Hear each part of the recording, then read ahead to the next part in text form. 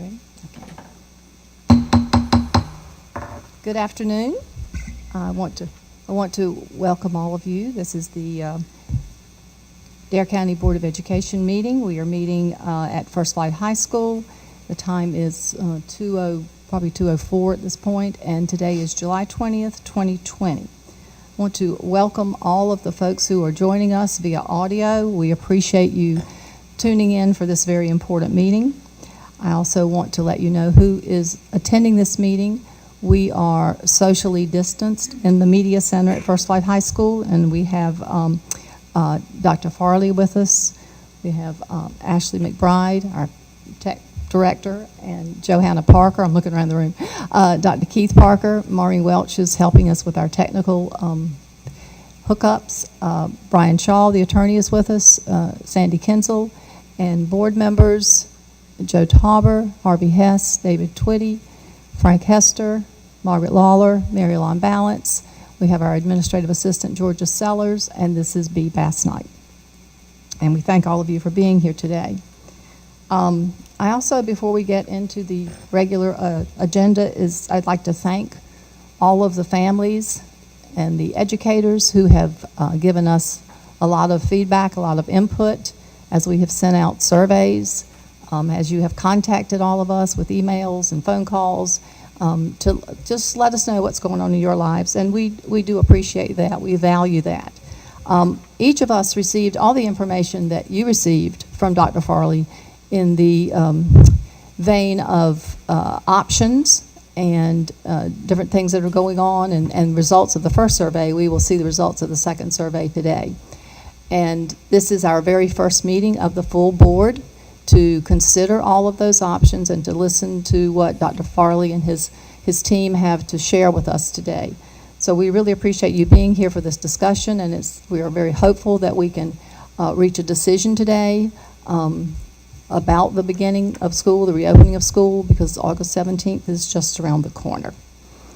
Is there anyone else who would like to say any welcoming remarks? Yeah, I'd like to say, first off, thank you, to reiterate what Bea has said about all the work that's gone into getting all these things together and all this information together, as well as the parents who have reached out to us and the students that we've received emails for. We appreciate that, your willingness to let us know and give us your feedback.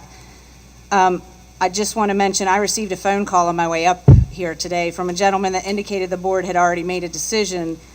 And I just want to again reiterate what Bea has said, that no decision has been made by this board regarding the opening of schools, and that's why we're here today. So, that is true. Anyone else? Yeah, I'd like to thank all the parents, the students, the teachers, everybody involved in education in Dare County for their texts, their emails, their letters, their phone calls, and their in-person visits, of which I've had a number. And there's a great deal of interest in how we handle this, and I think it's important, and I know everybody here is dedicated to the best interest of our children, to do this on a really careful and thoughtful basis, and I know everybody's doing that, including the folks that I talked about. Thank you. Thank you, Mr. Hess. Okay. And I think we can. Those of us who have spoken has speak for our entire board. We are open to comments, and we are going to really do the very best we can for our students and our educators and our families. So as we move forward on the agenda, we have the agenda in front of you. Each of you see the agenda, and I would entertain a motion to approve that agenda. Madam Chair, I move we approve that agenda. Okay, that's a motion for Mr. Twitty. second. Second for Ms. Balance. Is there further discussion? Hearing none, all in favor, please say aye. Aye. Any opposed? Okay, we have the agenda. The next item on the agenda is the approval of the personnel consent agenda, which is in attachment 1. And you've had a chance to look at that. It includes retirements, resignations, employment transfers. Madam Chair, I move we approve the personnel consent agenda. Okay, it's a motion from Ms. Lawler. Second. Second from Mr. Twitty. Further discussion? Hearing none, all in favor, please say aye. Aye. Any opposed? Okay, we have the consent agenda. And now we move to the real meat of the meeting today, which is the presentation and discussion of options for reopening schools in 2020-2021. And Dr. Farley, oh, you're behind me. We are so socially distanced, we're kind of all over the place. So I will turn the meeting over to you, Dr. Farley. Thank you, Madam Chair. Thank you, members of the board, for meeting today. I, too, want to echo thanks to the stakeholders in Dare County, many who have we've had over 1,700 parents who have participated in our latest survey, over 500 staff members, and I've received countless emails in the last couple of weeks, and particularly in the last week. And we certainly have a community that values education and are concerned with the details, the opportunities before us, the challenges, and I've got a lengthy presentation so that not only the board, but the general public, which will have access to this presentation as we work through it on YouTube, can be privy to all the details and all the work that we've done. Special group of Dare County stakeholders I'd like to thank is we have about 25 principals and directors who have met almost daily for the last 6 weeks in trying to consider every single option, trying to make a determination about what's best for Dare County schools as reopen. So special thank you to all our administrators. I'm going to work through this Google slide presentation, and please jump in at any point with comments or questions. It's rather lengthy. We do have about 53, 54 slides, so there's a lot to cover. So I'll start with state agency guidance. So about the first week of June, the Department of Public Instruction, in working with the State Board and the Governor's Office and the North Carolina Department of Health and Human Services, collaborated on these two documents. One is called Lighting Our Way Forward. This has been revised several times. In fact, in the last 10 days, it's been revised several times. It's now about 145 pages long. And the Strong Schools NC Public Health Toolkit is also been released to public schools across the state. And these have served as guidance and requirements and recommendations as we work through our reopening of school options. Just quickly on current data, most of us pay attention to this on a daily basis. As of this afternoon at noon, there were over 99,000 lab confirmed cases in the state of North Carolina, 1,394,864 completed tests, and that data was from yesterday about this time. 1,115 currently hospitalized as of yesterday, and then 2 up-to-date marks. There have been 67,124 completed recoveries due to COVID-19 and 1,676 deaths. If you pay attention to our local very diligent dashboard that Dr. Sheila Davies and the Department of Health and Human Services updates on a daily basis, you can see the numbers in Dare County, total 260, total COVID-19 positive tests. They're broken down by gender. And then with county residents, there's 150 positive tests, 91 recovered, asymptomatically cleared, 1 fatality, and 58 active positive cases. You can also see the age range of positive cases, 40 or 17 and under, 70 or 18 to 24 years of age, 82 or 25 to 49, 42, 50 to 64, and 26 or 65 and over. And then you can see the non-resident marks as well. John, can I stop you now? Yes, sir. So out of the 150 positive cases for county residents, we've had 3 hospitalizations. Is that correct? Yes, sir. So there's a lot of considerations in thinking about goals, and if we put together a statement, our DCS reopening goal is to provide effective and safe learning environments for all students, teachers, and staff, and that's certainly aligned with our mission and the work that we do on a daily basis. Planning considerations. The health and safety of our staff members, our students, is of primary concern. There are many state requirements, many that we will cover today. One thing that has been a theme in a few parts of the community is the decision-making about when or if we could go and make a decision to return to traditional school and that currently is not a local decision. So there's a decision tree that the governor has released. It's been a couple of months now. It's also in the Lighting Our Way Forward document that the board has access to. We've provided access to all our stakeholders, and that currently, the decision lies with the governor at this point. But there's several requirements that we've been planning for, and we have to meet in all the different options that we're considering, particularly options 1 through 3, where there's some configuration of on-site learning. We have certainly invested in feedback. This is something that it's been a priority for me as superintendent for the 3 years that I've been here. As you know, we had an 18-month process in getting survey stakeholder feedback in our visioning process, and we have certainly gotten feedback from our teachers and stakeholders.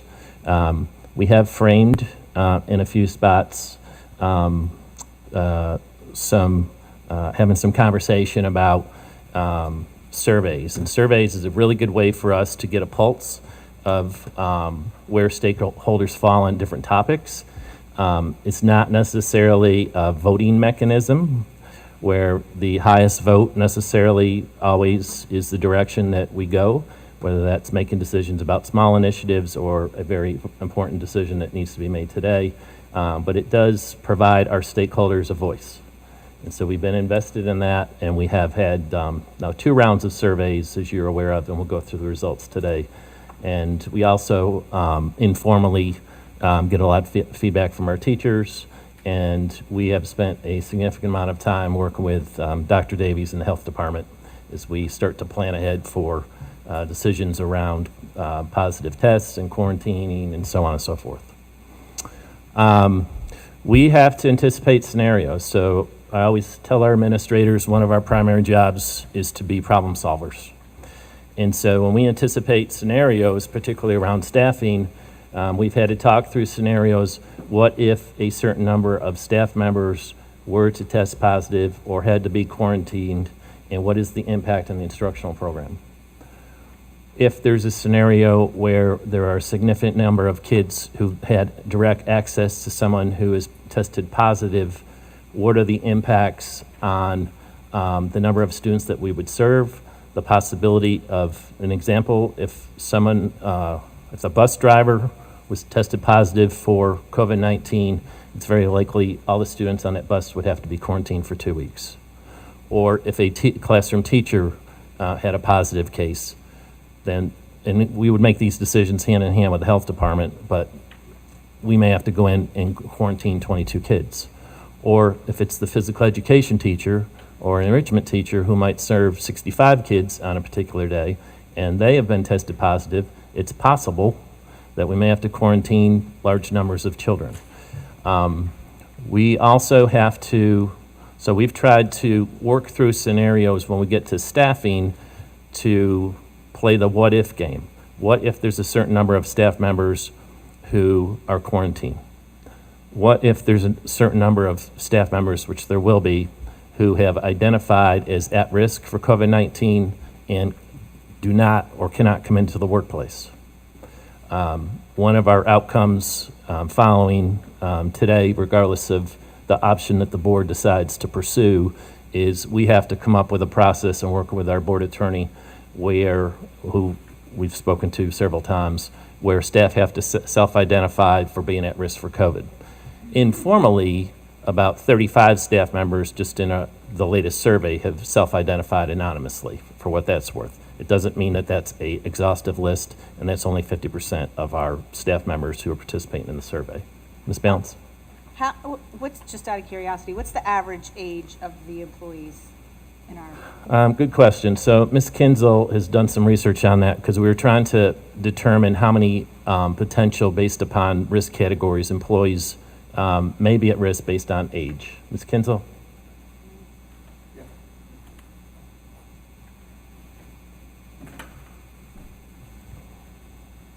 We got it. Good afternoon, Madam Chair, members of the board. We did a little bit of research, and we did take a look at different classifications of employees. Bus drivers, because that cohort of individuals could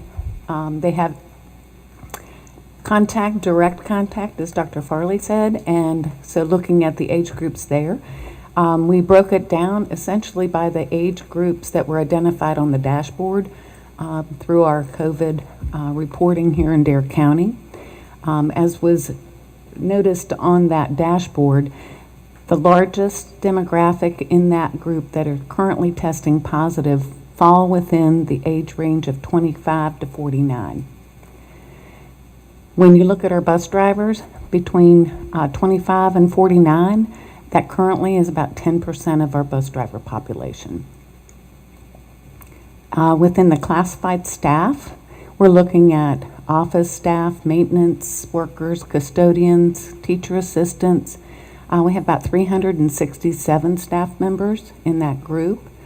And again, kind of comparing it to the large positive demographic, then we have 40% of our staff falling within that range with that classification of employees. And then our licensed staff, which is our largest category of staff, which we have 478.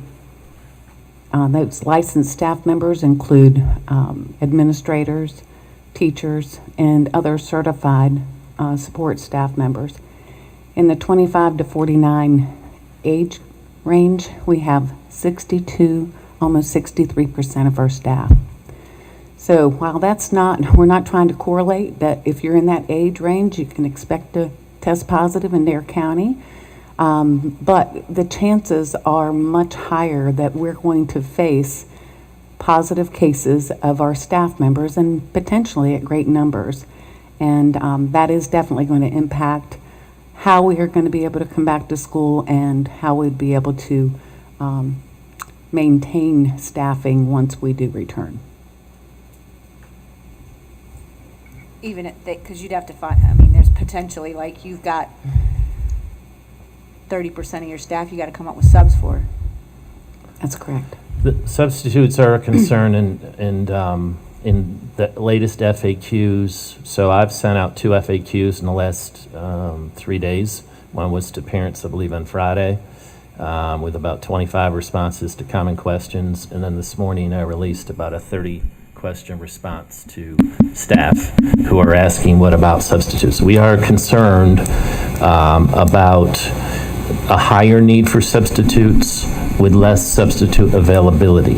It's not that all of our substitutes are retirees, but many of our exemplar substitutes are retirees who often sub for a longer period of time due to a maternity leave or a sickness or whatever the situation may be.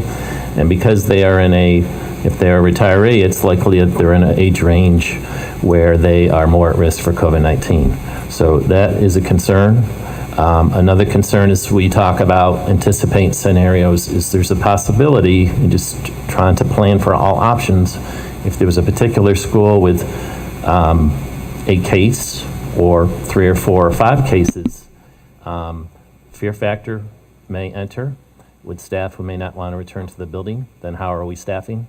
And it's also possible, and one of the reasons that we need to have the virtual option open, that parents may want to go virtual with their students in options 1 through 3, and we'll talk more about that this afternoon, because of the same kind of fear factor or safety factor. So, our job is just to try to problem solve as many scenarios as possible. And staffing, if we can't have quality teachers in front of our students, then that's a struggle, and could be a factor as we work through different scenarios. Is there some sort of benchmark number in which you would say, hey, the school, we have to shut down the whole school? That's a really good question. I'm not sure if I know the answer to that yet. If you'd have to shut down, if a benchmark number that if there are 5 cases, 10 cases, would you consider closing the entire school?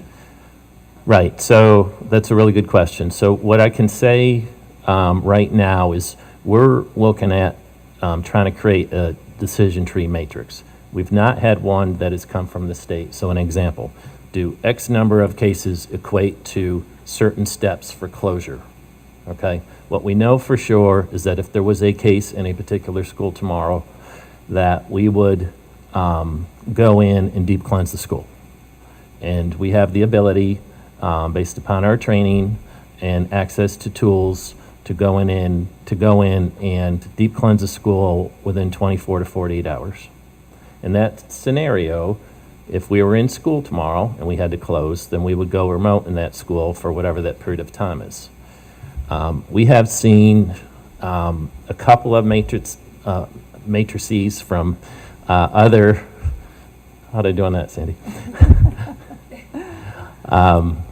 Other states who are more identifying, X number, 5 or more equates to a 14-day closure, 10 or more equates to this closure. At this point, we're trying to gather information, and then I assume things are so fluid and evolving so quickly that the state would come up with some kind of guidelines, but guidelines and requirements are two different things. And one thing that you'll see from the CDC is a lot of the information from the CDC in general are recommendations versus what we get in these documents I've referenced from the state are guidelines and mandates. So some of that is still yet to be determined. If the board decides that we would move ahead with options 1 through 3 today, then we intend to have some kind of a decision tree matrix before we start school, and maybe even within the next 10 to 14 days. But we need to run that through the Department of Health and Human Services at the state level as well as locally. So that is still, that's an evolving process that we're going to have to try so that the public understands what could happen in these different scenarios. It's a really good question. Dr. Farley? Yes. Get back to the substitute teachers. Yes. Would we be notified prior of them coming into the building that they have tested negative or positive to COVID-19? That's a really good question. So right now, and that's a question I've fielded from parents and staff, and I understand the argument where some committee members would like for all staff members to be tested prior to coming into the building, and some may even want students. That currently is, I don't believe that is an option for public schools in North Carolina, and I know it's not a state mandate. To specifically on the positive versus not, we have to be careful with FERPA laws as it relates to individuals who identify for any of their medical history. So the summary would be, no, we are not going to test, and if someone did self-identify, then obviously we would work with the health department as far as quarantining and the different options that would be on the table for retesting and so on. John, Yes. I'm looking at the number of cases that have tested positive in the county. I think the chart said 150, which is, one's too many, but it's 150 out of the population of Dare County.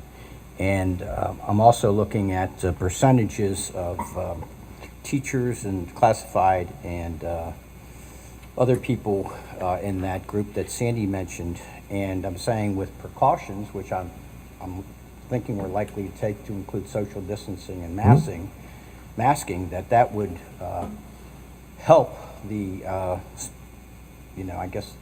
curb the spread of the virus. So it's like, given, again, the limited number of cases we've had in the county and the social distancing and wearing of the mask, might we not be in a pretty good situation based on our numbers to really curb the spread?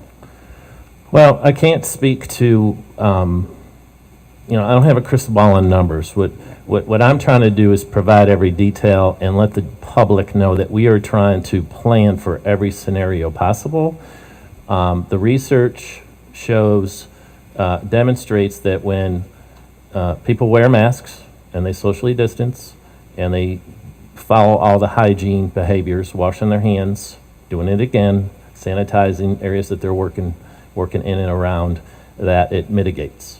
So a lot of the structures that are in place with the mandates from the state are all around that. And really, my next bullet point here is training needs. So one of the things that we've been working on is school's going to look very different if we open up on site. It's going to feel different. It's going to look different. And we'll go through all these different steps. But we're going to have half the kids in classrooms under scenarios 1 through 3. we're going to have children and adults wearing masks all day. Those are off. We intend to put every possible mitigating action step in school, to answer your question, Joe, yes. So in theory, if we do all those things consistently, then hopefully that helps mitigate the spread of the disease in positive cases. Sure. Dr. Farley, Yes. another question. In a scenario where if we were in class and the teacher or the students had to go home because of having the COVID, how does it transfer between what they're getting in the classroom to remote? Are those classes locked together so it's seamless? Right, great question, Frank.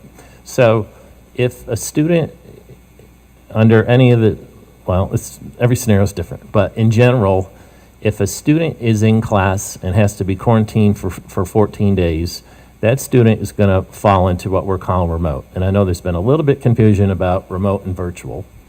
And we'll go through the virtual program guidebook here this afternoon. But essentially, what we've tried to do is state that virtual, which there's a clear option and need in Dare County because over 31% of our parents want to have a virtual option. Also, the state mandates that we have to provide a virtual option. So whether there was high ask or need in Dare County, we have to provide it anyways.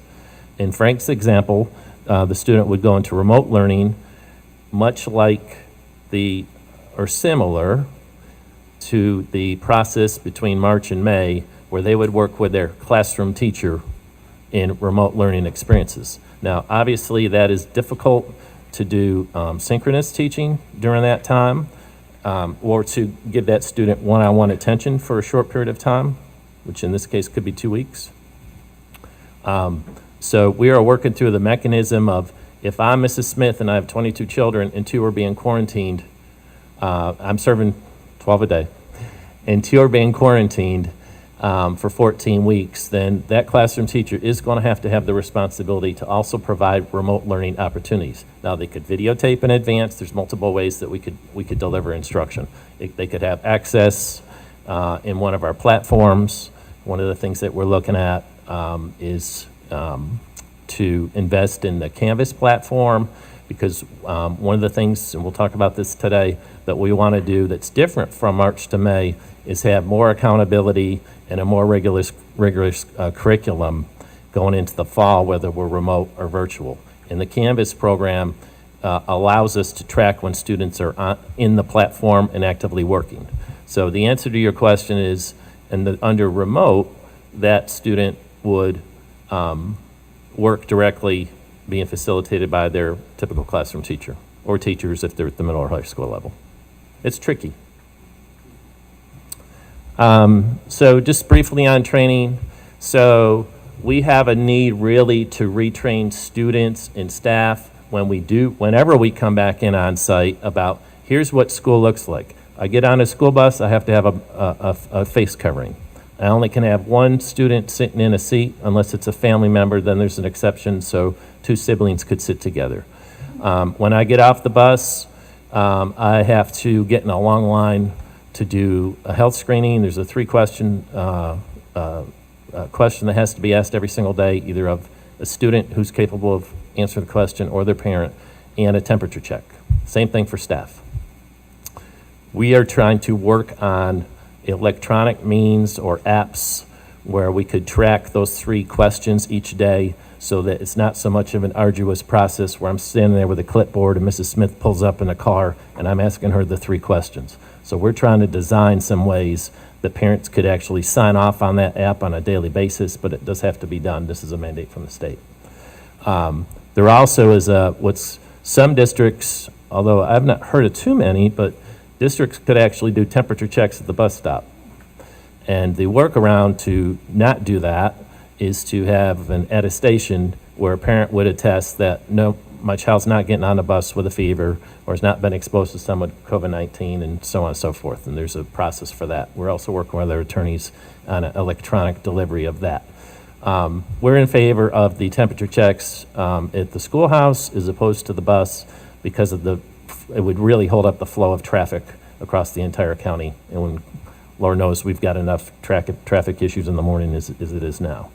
Painting the picture of the day, the student comes in, the drop off in the morning is really something that we're trying to problem solve for efficiency. Some of our schools already struggle with cars getting backed up.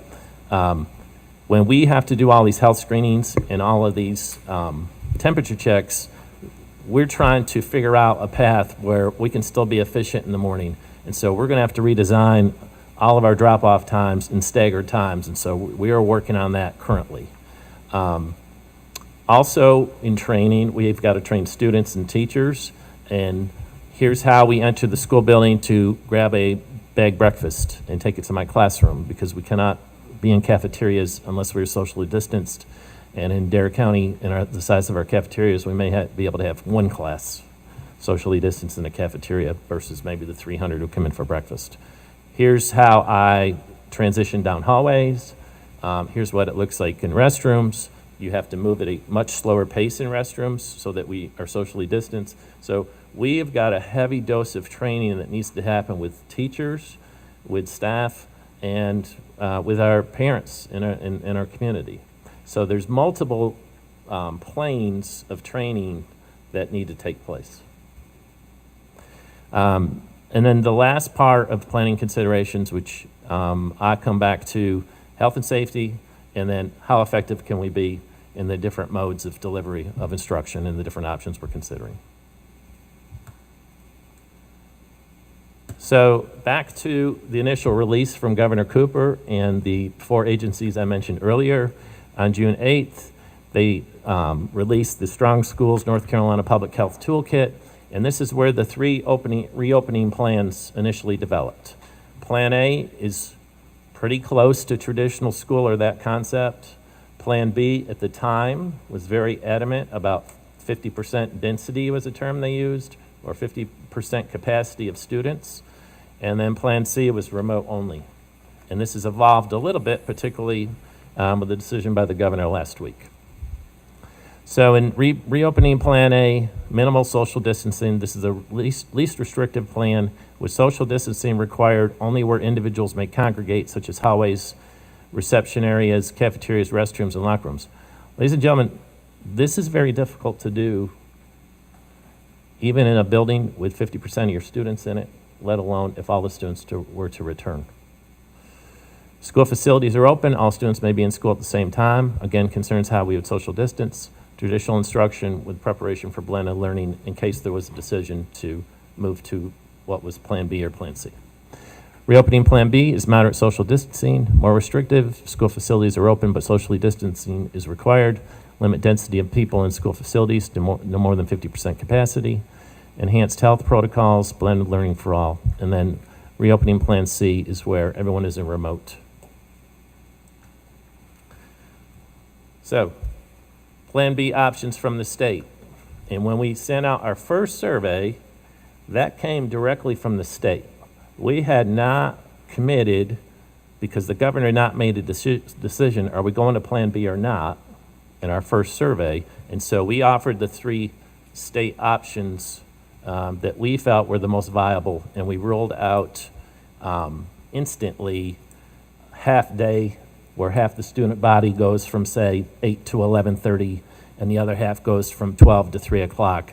And that was an easy answer, because we'd run out of transportation funds by Thanksgiving. So that was instantly off the plate. The other was the synchronous model, where we are constantly, I don't think a school district in the state could have the ability and the equipment to do synchronous teaching at the same time, where we have high-tech equipment and the ability to deliver virtual learning and live classes across the entire school system. We can do that in pockets. We may have to do that in pockets. We can't do it across the whole school system. So this was what we sent out in the original survey, straight from the state.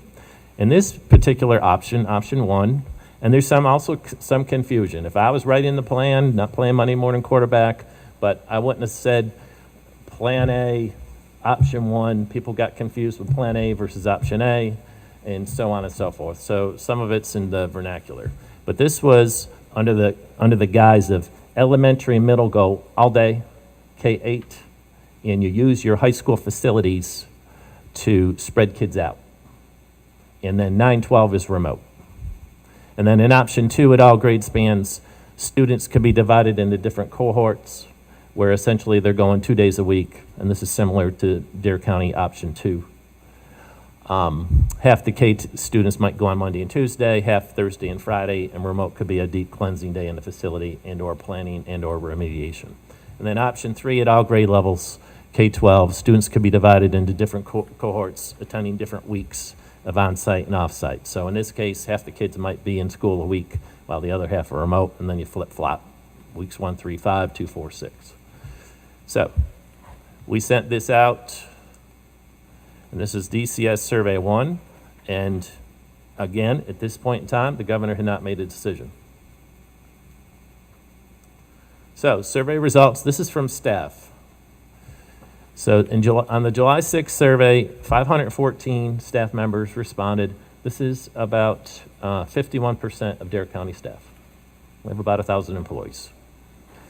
Of those who responded, 76% were certified. The question was, which Plan B reopening option do you believe is best for Dare County schools? And if you look to the first column on the left, first choice for staff at the time was option A, where K-8 is going every single day and 9-12 is remote. A close second is the alternating days, and then alternating weeks is third. So you can pull from your own assumption about second choice and third choice, but if you look to that first column, you'll see what the favorite options are. We asked staff, would you be interested in teaching virtually? And at the time, 23% said yes, I would be interested in teaching in the virtual school. We asked staff about face coverings at the time, because if you recall at the time when we released this survey, it was not a mandate. The mandate was middle and high school. So we asked staff and we asked parents a question about their thoughts and feedback on face coverings for elementary children. And this, by far, in the first survey, and my team has read every single survey response in the 2 surveys up to 12 o'clock today. I think I read 1,500 yesterday. This is preparation for this meeting. And in the first survey, we read them all. When we survey, we read everything. We do it for a purpose, not just to say we did, but we can get a lot of information. Over 50% of the parents in the first survey, and we'll get to parent results, had opinions about face coverings, pro or con. So we asked staff, and they were split on elementary. 51% said yes, they should wear them and be required at the elementary level, and about 49% said no. And that later changed with the governor's decision last week. Now it's the parents and the guardians. Again, first survey, July 7th. So 96% of our stakeholders who participated were parents. 1,767 responses in the first survey. The survey responses almost mirror each other from parents and survey, parents and staff in survey 1 and 2. About 50% of staff have participated in both surveys, and about 50% of families have participated. You can see where the children, where their children attend.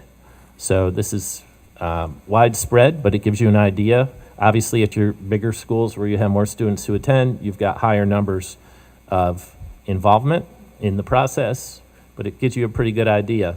One thing that was a little bit tilted in the number of parents in both surveys who have participated is there is about 55%, I know in the first survey here, who are elementary versus 45 or 46% who are 6-12. When in fact, when you look at ADM, it's almost flipped. So we actually have more middle and high school kids in our schools versus elementary. But here we got a higher response from elementary parents, which is not a big surprise in public education. We then asked, does your family prefer the DCS virtual learning option only? And that's almost 29% in survey 1, without even getting into details about the program. We then asked about family options, and they are very split in the first survey. So option A, 36% of the parents said, yes, I'm interested in this, and that's the KA every day. To learn within a virtual community that will keep them moving towards the same learning goals that would be offered in a face-to-face option. To be clear, remote learning and virtual learning are not the same. Remote learning takes place for a short period to go back to face-to-face as soon as possible. What we did at the end of the 2019-2020 school year was remote learning, and many of the plans laid before the board later today will incorporate remote learning elements. But virtual learning is a semester-long commitment to learning in an online environment. Students will enroll in the program and will remain in virtual learning for the entirety of that semester.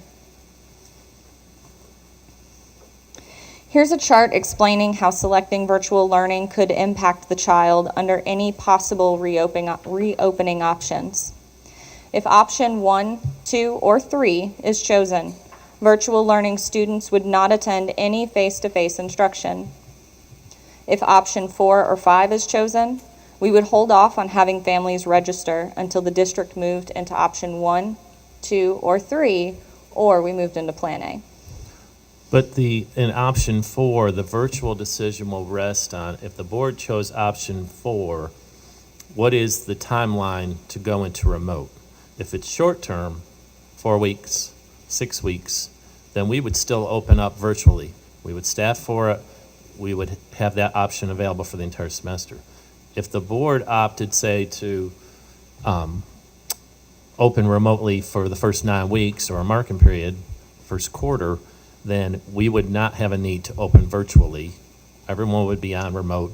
They would be working directly with their assigned classroom teachers. And then, based on a decision that the board would have to make, theoretically, you would think sometime in October, if the board decided to continue to push out remote learning, we would stay there. But if the board decided we're going to revisit one of the plans and we're going to have on-site learning, then we would open up virtual for the rest of the semester. It is confusing, but if you think about remote being short-term versus virtual, and the Right. primary reason we have to do that is staffing. Right, I understand that, but if you started out, if that child starts out in remote learning and then halfway through the semester has the opportunity to go virtual, that's a complete disruption of what they were doing. So why would we not give them the option of virtual straight off the bat, no matter what? Can we do that? It's better for teaching and learning if all of our core teachers do start with remote learning because they know their subject matter. We're not moving teachers around because there's a possibility that we may have to, when we open virtual, there's a possibility we're not going to be able to necessarily handpick 2 kindergarten teachers, 2 first grade. This is an application voluntary process. The staffing gets trickier with having the virtual option on the table. And also for high schools in particularly, okay, at the high school level, those students are much better off being in remote, working with their current schedule and their current classroom, because if we go virtual, then there will have to be more apex learning opportunities, which is facilitated, but it is not necessarily the depth of instruction that they're going to get from their high school teachers. And then further, in virtual, we don't have the same playbook in the array of courses that we can offer at the high school level. It's pretty deep, but in remote, we can offer about 99% of our classes. Who's teaching the classes in virtual? Are our staff? Yes. Okay. Yes. But so if virtual is on the table today based on one of the options that the board has chosen, then we'll start an application process for staff. And we'll certainly have to be mindful because we will have, I don't know what the number is, but we will have staff who self-identify as being at risk for COVID who need a teleworking or remote teaching opportunity. Where it gets tricky, let's say 35 teachers self-identify as at risk for COVID-19. That's an array of 35 different subject disciplines or content areas that they're qualified to teach. And again, that may not match up to what the needs are of the kids who are in the program. So it's very arduous when it comes to staffing. We will have more continuity for the entire school system if we start remote for a longer period of time versus going back and forth with virtual. Where it becomes, to your point about some disruption, is if we, just example, if we went a quarter in remote and then we went back to on-site, then there would be a transition for those kids who stay in virtual. But the teachers that are assigned would follow the same pacing guides and course content and so on and so forth. So it would be a change, but if parents feel so strongly with their students that they want the virtual option, we have to make it happen, and we'll do that to the best of our ability. But for multiple reasons, if remote's on the table, we are better equipped to serve children with their regular classroom teachers across the entire school system. Dr. Farley, if we go remote, what happens with the children that are doing dual enrollment with COA? Are they Right. still able to go ahead and do virtual through COA at Yes. the current time? Yep, great question. And one of the reasons that we feel we're better equipped in option one that we'll get to, which is K-6 every day, 7-12 remote, is the significant number of courses that we already have kids taking through COA in dual enrollment versus your traditional, or a lot of typical high schools across the state where they don't have the same kinds of numbers or the 5-year period of time that we've progressed in offering all these courses. So yes, students can still take all of their COA or dual enrollment courses regardless of what program they're in. A question about, which one of these programs would have the most impact, if any, on like AVID or AP classes?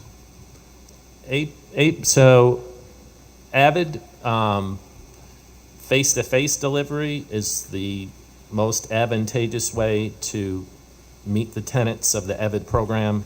A lot of our study and instructional strategies that we deploy in that program for kids, they could still take advantage of remotely, but the emphasis in Avid, which is a small percentage of our kids in our high schools, very strong in Manio, not so much here at First Flat or in Hatteras.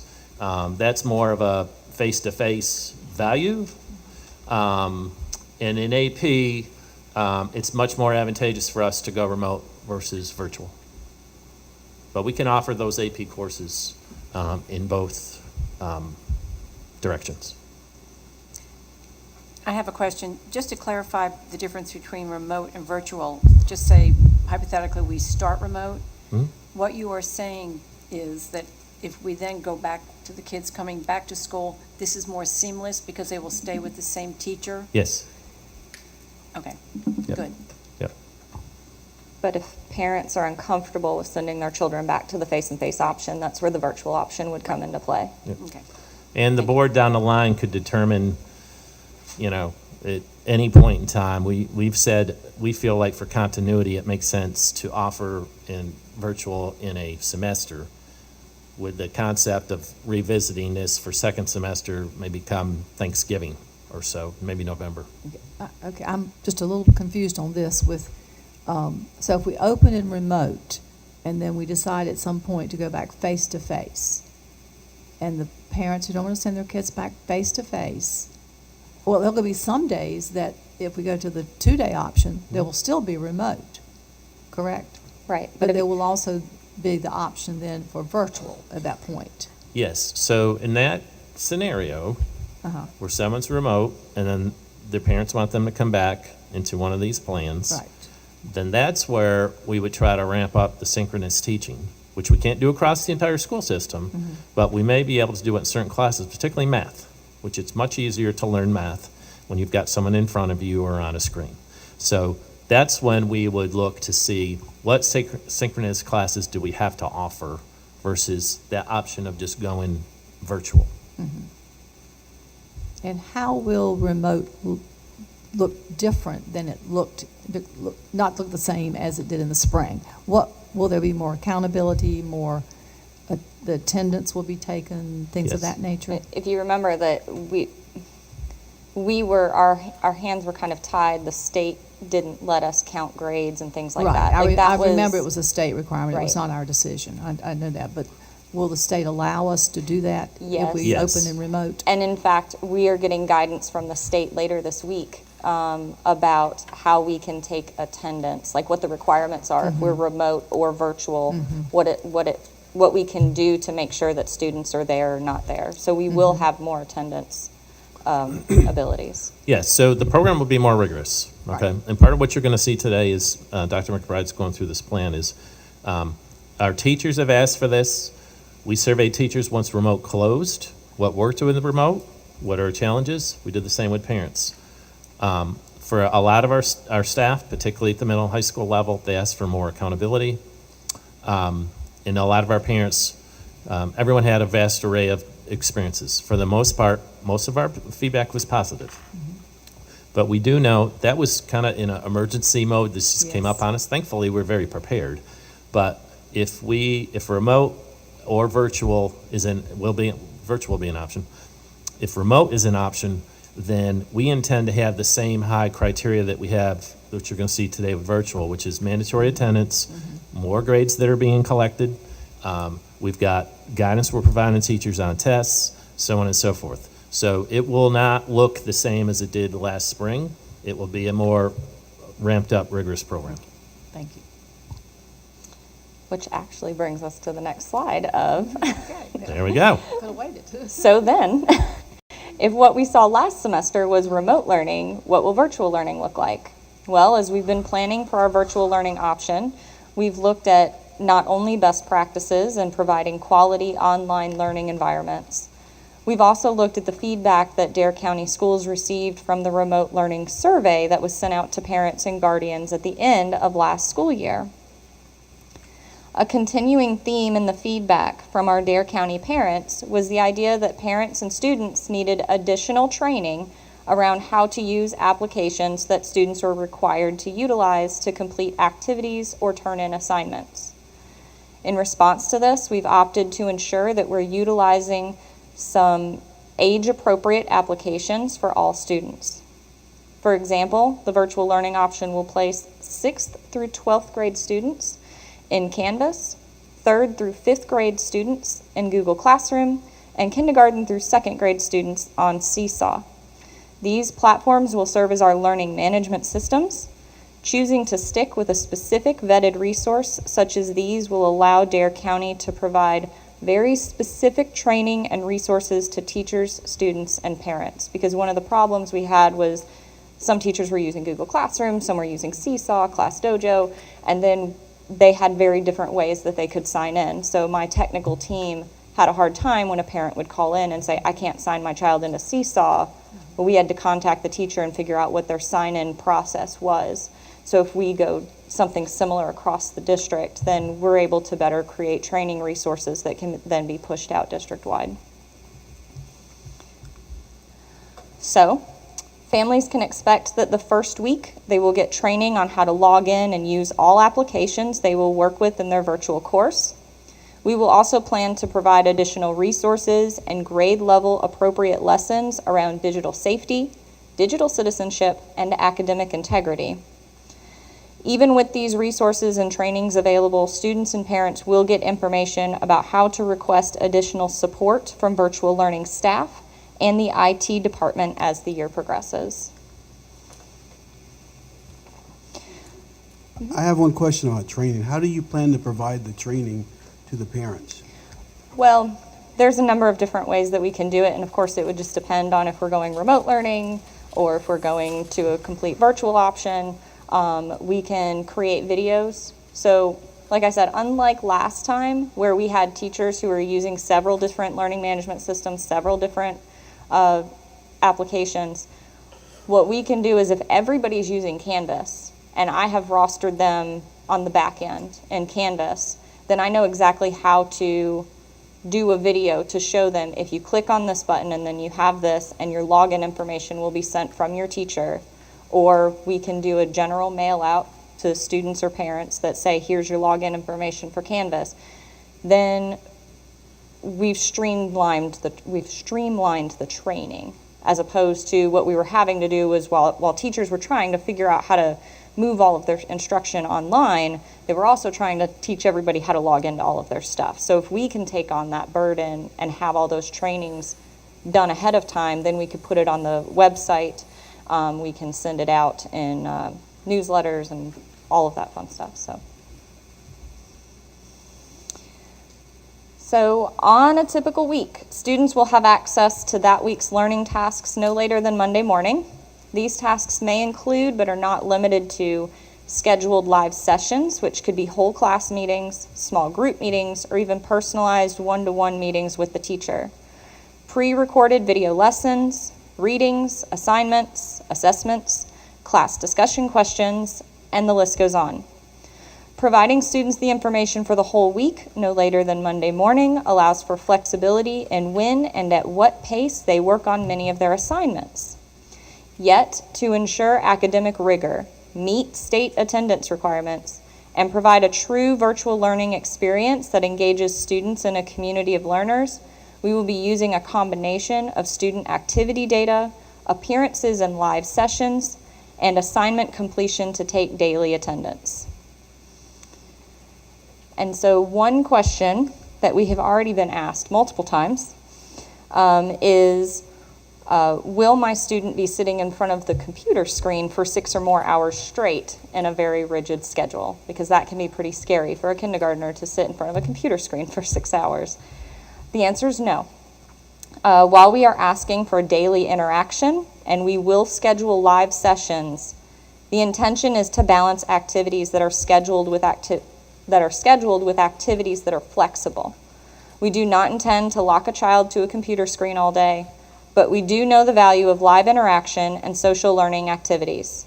Dare County Schools will do everything we can to ensure that students in the virtual learning option have the opportunity to interact socially with others while they are at home learning.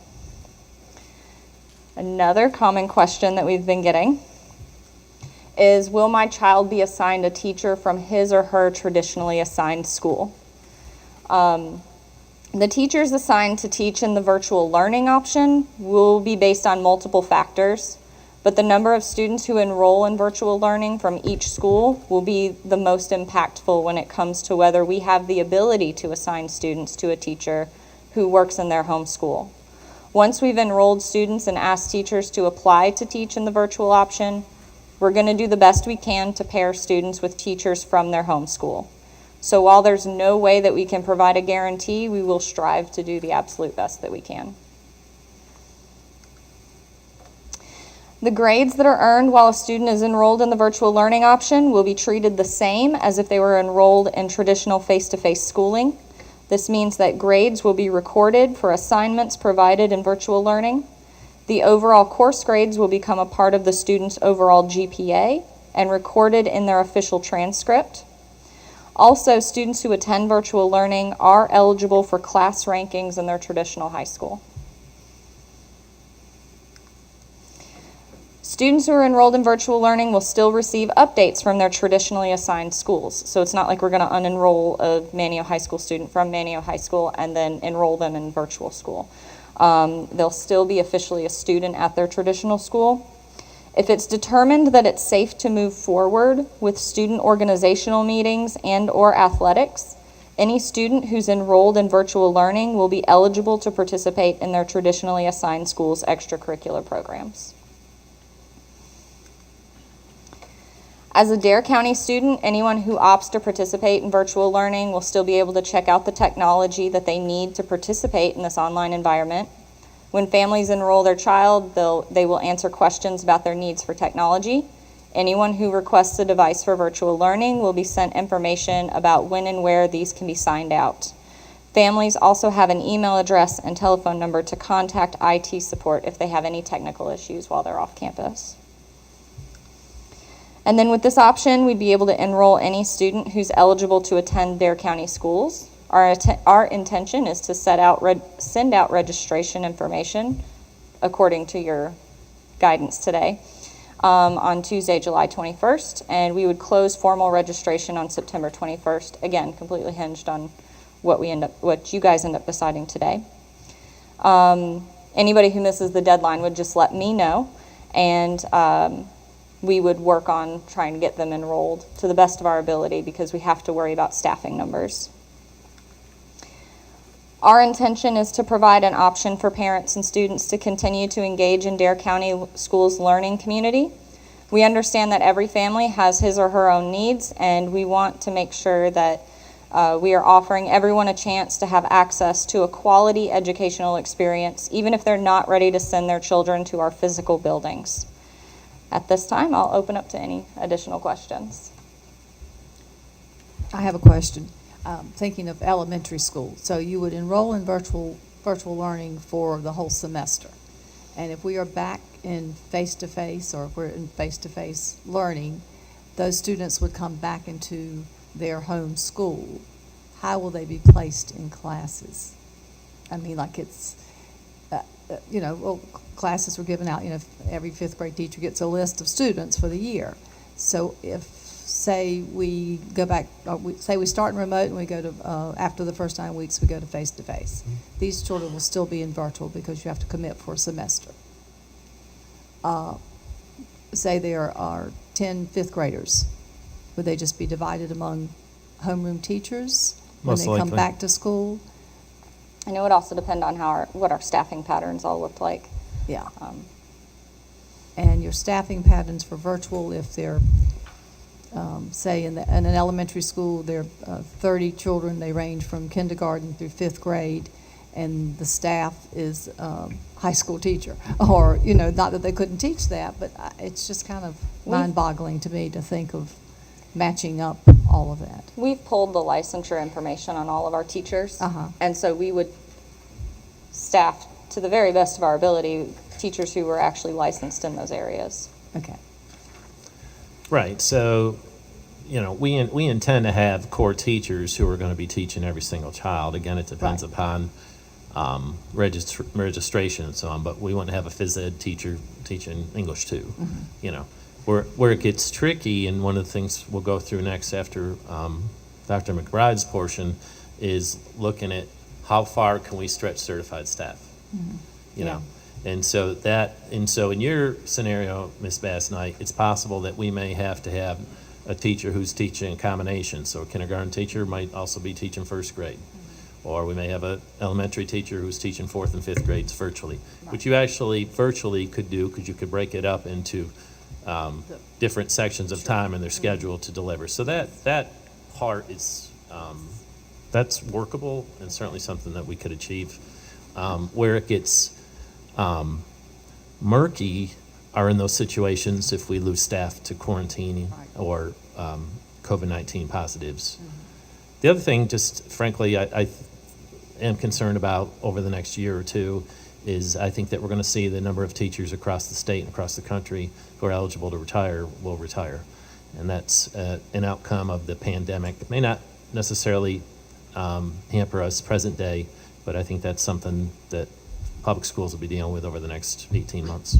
What I'd like to see also is that if we do the remote learning and we have parents that sign up for virtual, I want to make sure our staff reminds these parents that there is two different ways. Remote is totally different than virtual because a lot of stuff are going on right now and they're looking and they're just focusing on one thing. So I don't want them to sign up for remote or virtual thinking they're getting remote, and now if we go face-to-face back to school first quarter or there shortly after or before, whenever it be, they're staying on virtual for a whole semester while they've got friends and families that are coming back to our building. Yeah.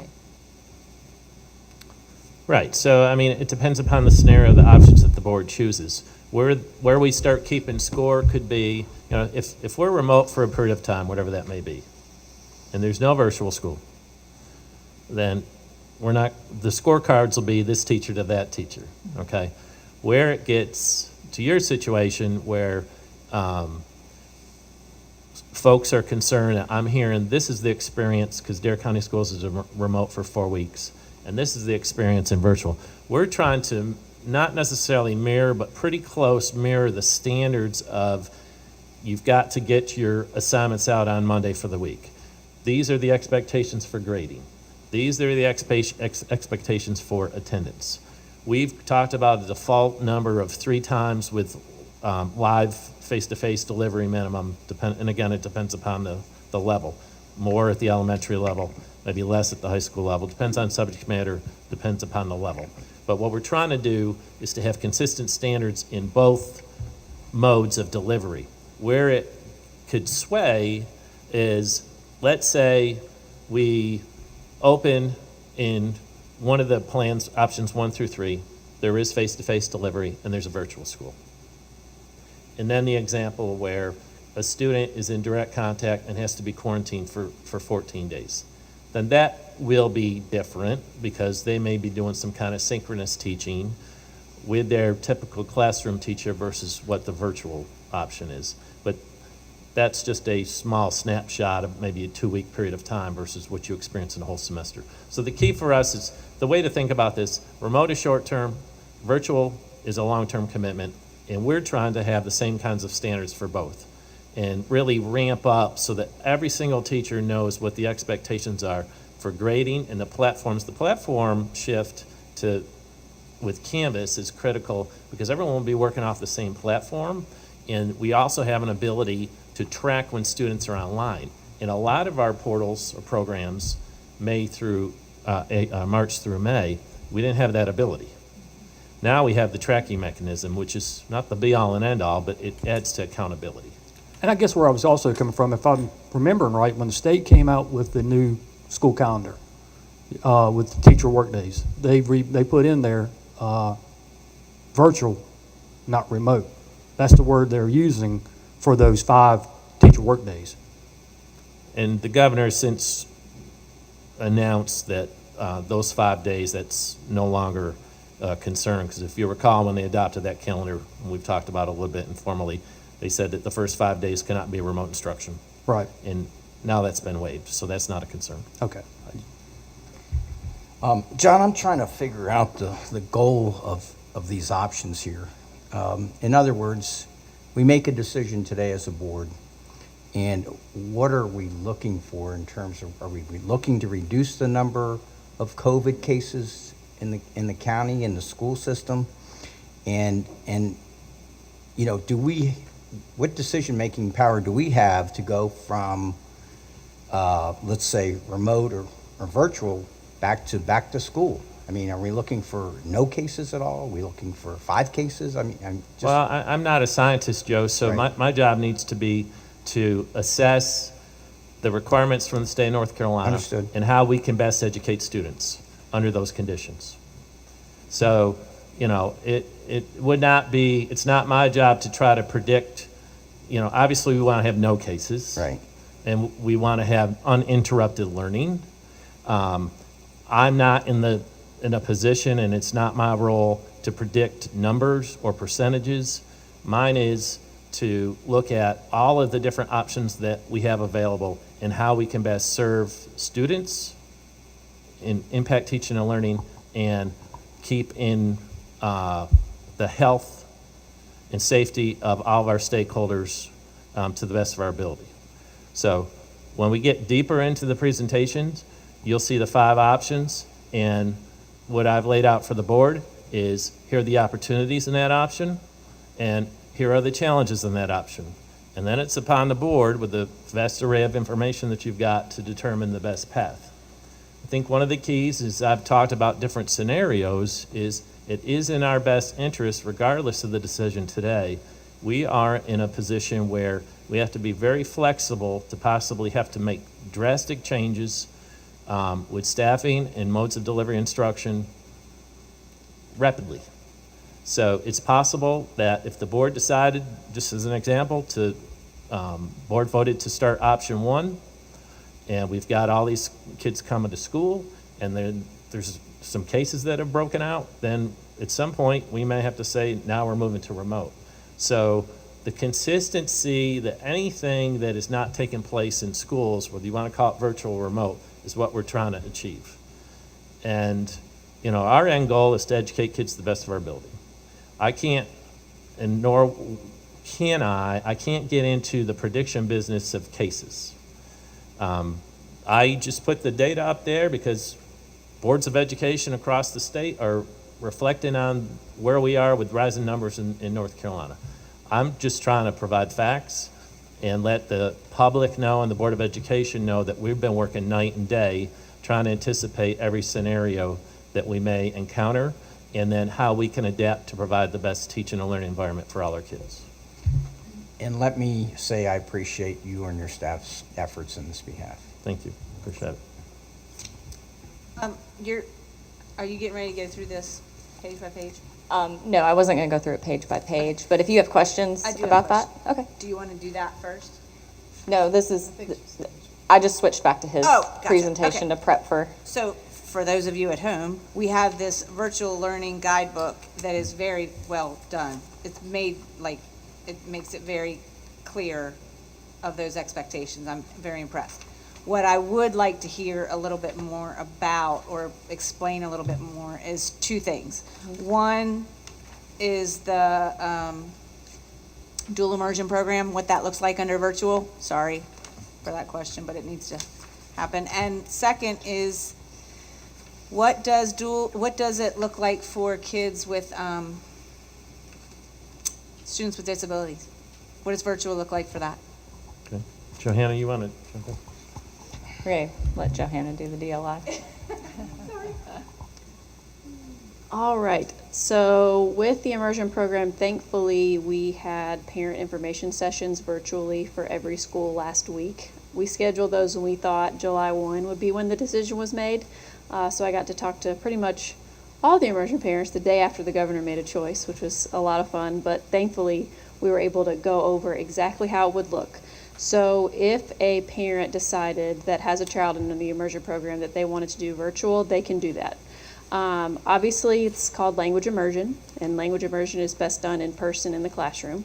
But we have a goal to provide the highest quality experience possible, and honestly, a lot of our immersion teachers did a really amazing job with remote. A lot of them helped with training of our traditional teachers on how to do that, how to create videos, how to do synchronous instruction. So it could look two ways, and it really depends on the number of students that opt in. So the first way is synchronous. So how that would look is if there are students face-to-face in the room, socially distanced under Plan B. If a smaller number of students opted in from immersion, opted into virtual learning, the students would be actually on a Chromebook in the room and see what the teachers are doing and react and be a part of direct instruction and then a part of small group instruction. They wouldn't stay on the Google Meet like during independent work because that's kind of awkward. So they wouldn't stay during that part, but the teachers would send all of that ahead of time, so it'd all be front-loaded. So if you think about that from the teacher side, that's a lot. So that's basically planning for face-to-face and remote delivery at one time. So we'd only do that if it's a small group of kids. If it's like half the class, then that's when it starts to change. So depending on the numbers of kids, if there's a higher number, what we would do is do across county groupings. So that would be very similar to traditional programs. So how Ashley was talking about, if there's a high number of fourth graders across the county that all parents vote that they want to do virtual, that's what they choose.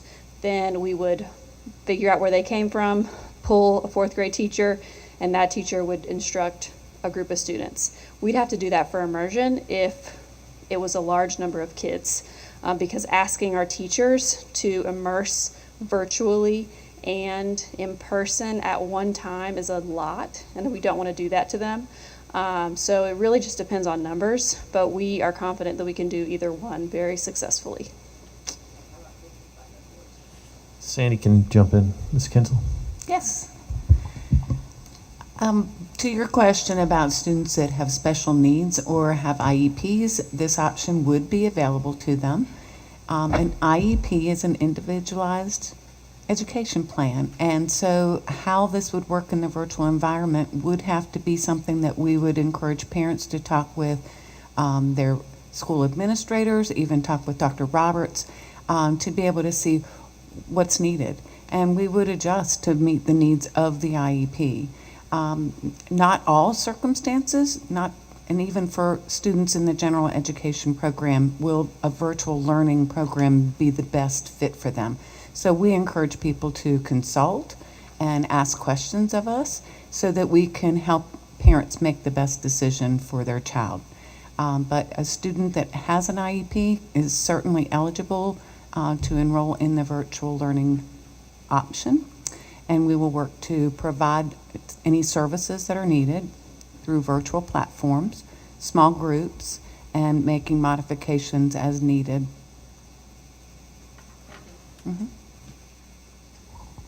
Anything else for Dr. McBride? Thank you, Ashley. Thank you. Okay, so next, want to just, without getting too deep in the details, but at least so that there's some context of how we arrived at the possibility of staffing in the different scenarios.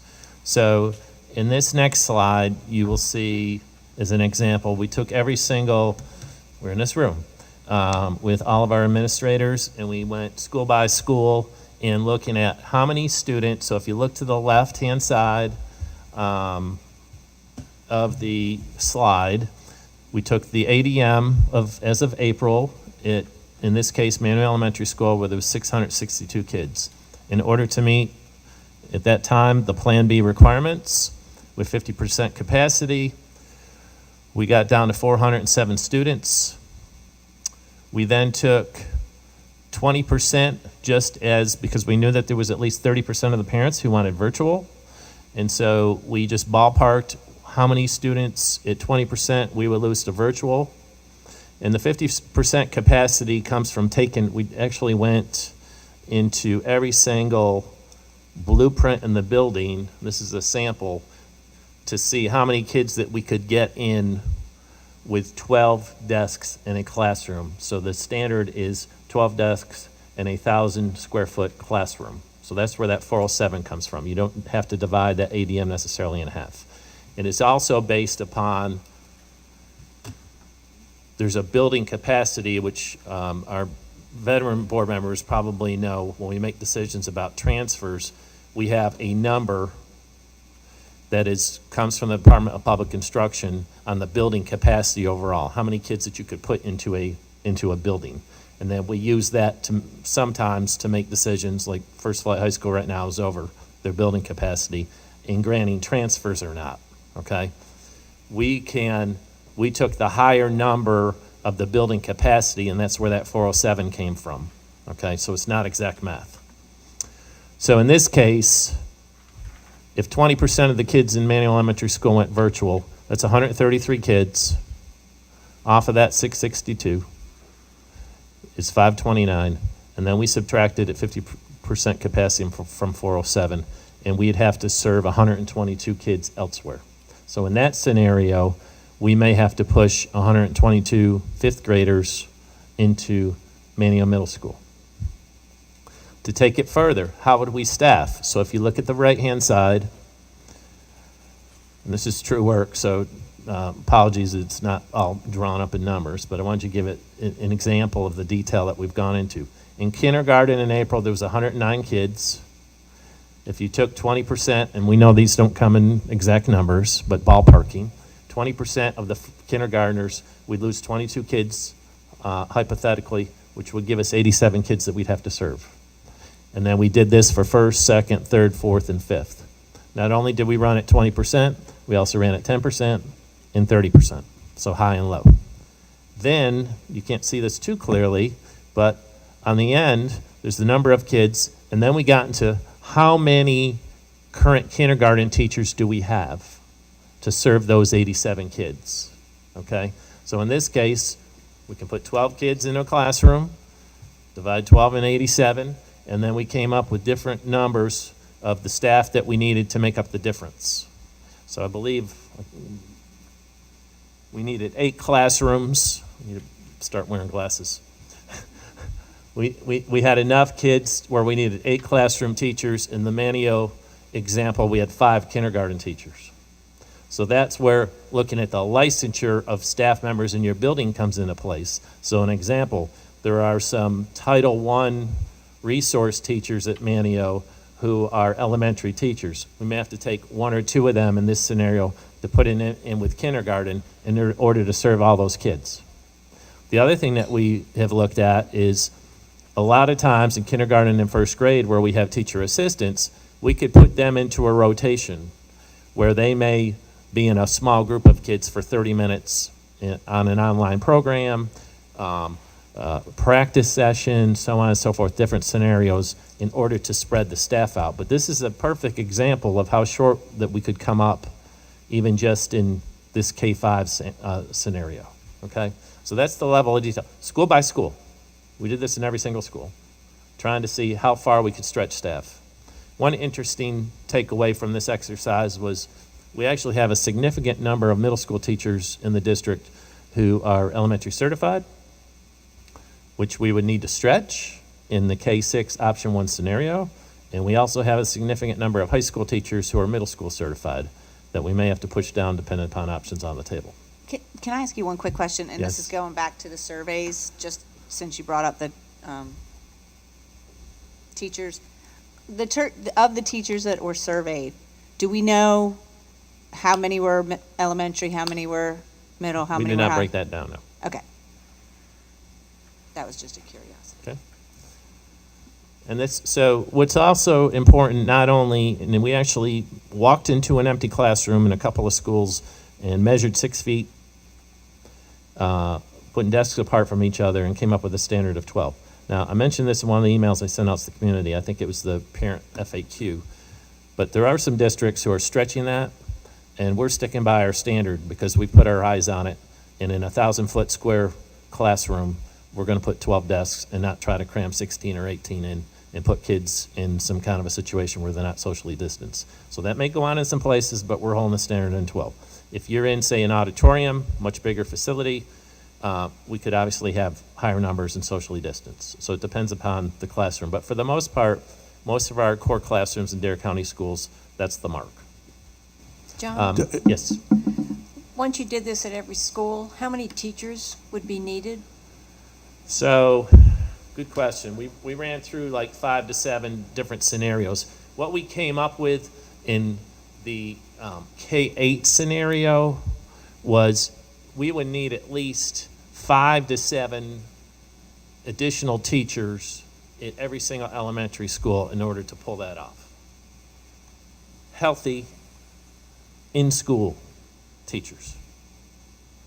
So, and we went through multiple scenarios from K-3 to K-5 to K-8 to every other day at the high school, and had to staff accordingly for each of those. We have a significant gap when we go above K-6 in option 1. That's why K-8 is off the table. There's no way, and that's with even stretching certified staff. So the Title I example, where we might have 3 teachers who work with readers who are in need in different groups of 4 or 5 kids for 45 minutes a day, they'd be teaching regular ed classes and not necessarily being able to provide that additional support.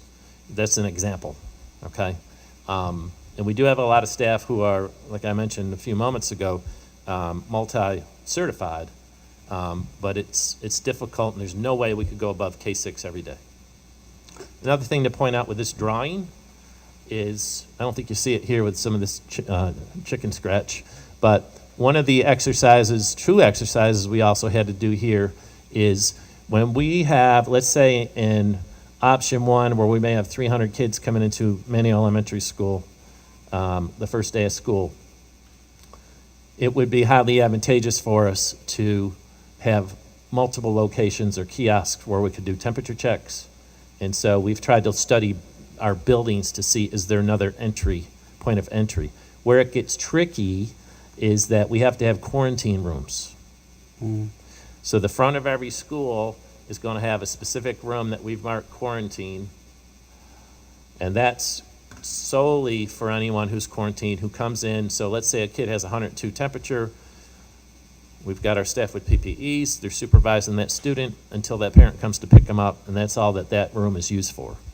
So as much as we'd like to have maybe 3 or 4 entrances to spread kids out so that we're more efficient with the temperature checks, that's difficult. We're also going to have to create a process where kids are coming off the bus and getting temperature checks, and we have kiosks for those also. And you would have to have a quarantine room at every entrance. you have to have a quarantine, I believe it just states the school, but by a standard, you'd really want to have it at every Yes, entrance. at every Yes. entrance, because I'm Yes. thinking, Manning Right. Elementary is stretched out. Yes, You walk- absolutely, absolutely. I mean, there's no way you could have, there's no way you could have on no one way to side of do the that. building, and then Right. the quarantine room is It's- 150 yards away. Right. Right. John, I also remember when we opened Manny Elementary, for 14 days straight, it rained. Miss Wetzel, Oh my gosh, and yes. she had to bring an extra pair of clothes and boots just to. That's right. David, I got enough problems right now. Don't throw rain But my way. I'm just saying, when you're talking about a quarantine room, I mean, and you're No, talking about you're the kids right. getting off the bus, getting checked. Well, I mean, you you got to think speed of- up that right. process. I mean, Yeah. he's already mentioned the parent drop-off. Yeah. It's already backed up. Kitty Hawk, Manual Elementary. I mean, it's, When you were talking about setting up the classroom with the 6-foot distance, when we were doing our tours at the different schools, a lot of times the kids weren't necessarily in the desk. Yep. They were all over the place. Yep. So it sounds like this is going to restrict that ability, and Great point, Frank. So one of the training things that we've got to do is there's got to be new approaches in how we instruct kids when we're socially distanced. First off, I mean, I would have a problem constantly trying to remind myself to, because I'm a mover when I was in the classroom, to stay 6 feet away from all the kids. Plus, you want to give them individual assistance. yeah. And, really the Common Core is one of the outcomes of the Common Core has been for there to be more problem-solving assessments and modes of instructional delivery. And a lot of times kids learn best by working with others and in small groups. And we've certainly geared a lot of our instruction to that, which a lot of those days presently are over. And so that is going to take a recalibration of approaches with teachers because we're going to have to restrict equipment and sharing of supplies and space with students. So that's an excellent point and something that we're certainly thinking about how we can help teachers with taking different approaches. The next screen is getting to staffing effectively. So what's possible to staff? K-6 every day, 7-12 remote, which is option 1. K-12 alternating days, which is option 2. K-12 alternating weeks, option 3. What's not possible to staff, and I've touched on all of these, K-8 every day, 9-12 remote, go on half day, and then fully synchronous. So, Governor Cooper last week made an announcement on the start of school and threw us a little bit of curveball. Didn't see Plan C as an option on the table, and I certainly didn't see face coverings for elementary students being announced. I understand the reasons why, but I wasn't expecting that. So North Carolina public schools can currently open under Plan B or under Plan C with remote instruction. So Plan B requirements. Under Plan B, schools are required to follow the key safety measures that include require face coverings for all teachers and students K-12. We're also going to have a process where staff come in the morning and have a health screening and a temperature check. Limit the total number of students, staff, and visitors within a school building to the extent necessary to ensure 6 feet distance can be maintained when student and staff will be stationary. I believe I had this also in the parent FAQ. The days of walking your 6-year-old into school are over. We have to restrict visitors. And yeah. And so visitors will really be restricted to picking up their kids during the day if they're sick or if there's an appointment. And even then, we may have to come up with some way of having some communication outside of a building and sending the kids out. So we're still working through that. Is there a requirement now that the same 12 students and teachers stay together all day long? Yes, so there are recommendations to keep cohorts together to help mitigate the spread of COVID-19. And so that school looks very differently there also because we've got to be able to try to schedule to the best of our ability ways to keep kids together more in those cohorts. It's very difficult to do at the middle school level and the high school, obviously. It also restricts, lunch, breakfast and lunch look very different. Our plan under options 1, 2, or 3 is for kids to come in the morning, grab a bag breakfast at a kiosk and take it to their classroom, which means that now we are eating in classrooms, which means that we're going to have to clean up in classrooms. We're going to have big garbage cans in classrooms. We're going to have to sanitize desks after the kids eat in classrooms. And then for lunch, we will be going down through the cafeteria and going through a line, again, a kiosk, getting lunch and going back to the room. This also is a complication for how we schedule and give staff duty-free lunches in planning periods and so on, and I'll get to that in a little bit. Really good question. Again, conduct symptom screening, including temperature checks.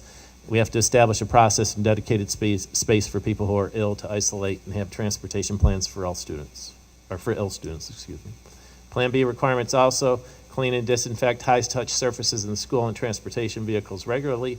So we'll be releasing a operational regulation manual for all staff, and then we've got very specific job responsibility requirements. We will have to pretty much amend every single employee's job description, because teachers are required to watch kids use hand sanitizer, sanitize in the classroom. We are leaning towards a custodian who solely has the job of sanitizing all day and hitting touch points. The one area of personnel, 2 areas of personnel we may have to consider, and again, the public school budget is tight due to the outcomes of COVID-19, but the 2 areas where we may have to have some flexibility with staffing, we may have to consider at some point adding some custodial positions, and then what we do for substitute teachers in the compounding outcomes of substitute teachers could be perplexing. The other thing that we may have to do is there would be costs because we may have to hire some additional, even to pull off K-6, some additional certified retired teachers to come in at least for first semester. So we're still working through that. We have to require frequent hand washing throughout the school day and provide hand sanitizers at entrances in every classroom. And typically, Ms. Bass knows being an elementary teacher, and all of you know your school experiences, our little ones are every day going and lining up to go to the restroom and wash their hands before and or after lunch or when they come in from the playground. And honestly, K-12, we're going to have some process where kids are washing their hands all day. And then how we manage that, particularly with 17 to 18-year-olds, is going to be challenging. We're going to have to discontinue activities that bring large groups together, so assemblies are not in our future anytime soon. By the way, sports is still yet to be determined. The High School Athletic Association has pushed out any decision about sports to the 1st of September at this point, and we'll see where that goes. Limit non-essential visitors, discontinue use of self-service food or beverage distribution. Recommendations. So what we're trying to say is here's our lane of all the requirements, and then what are the best practices and recommendations we'll adopt, which we will do just about every. Designate hallways and entrances, exit doors is one way. That's really hard to do in schools. There are very little places in schools where you could have one-way traffic. But what we are going to have to do is Mr. Gerganis has been working night and day for a lot of months going back to the hurricane. But purchasing social distancing, marks on floors and hallways and so on, so that we've got them really from getting out of a car through the parking lot when kids are coming in through the buses, all the way through the schools and so on. Keep students and teachers in small groups, to Ms. Bassnight's point a few moments ago, that stay together as much as possible. Meals delivered to the classroom, or students bring food back to the classroom where social distancing is not possible in cafeteria. Discontinue activities that bring together large groups. Place physical barriers such as plexiglass at reception desks and similar areas. We are going to have plexiglass at all the reception areas, and I know there's some vendors, I think I get 200 vendor emails a day, who've got plexiglass inserts that you can put on desks, and I think that would be a mountainous cost, but we're taking a look at every possibility. So that takes us to N.C.G.S. Survey 2, and the impetus for that was that Governor Cooper decided we're on Plan C or remote. So these results. Before you get into that, could I just ask one question? Who among the staff will receive the protective equipment to wear? School nurses? Anybody else that would have the full protective equipment? So most likely school nurses, individuals are taking temperature checks, and individuals who are manning the quarantine rooms. And I do think that if we have additional staff requests, that we would have to provide it to them. So the state has had several rounds of allotments of PPEs. And then with the K-12 mask mandate that surfaced last week, the governor's announced every child will get 5 face cloth coverings themselves that are washable. So that's coming. We've ordered for staff. Mr. Gerganis at this point, because we've been so proactive going back to the spring when the federal CARES money was released, is he feels like we're positioned right now to meet all the sanitary, all the hand sanitizers and additional soap and toilet paper and paper towels and tissues and so on to get us deep into the school year at this point. So, but to your point, I think that any staff member who would ask for as much PPE as possible, we have to provide it.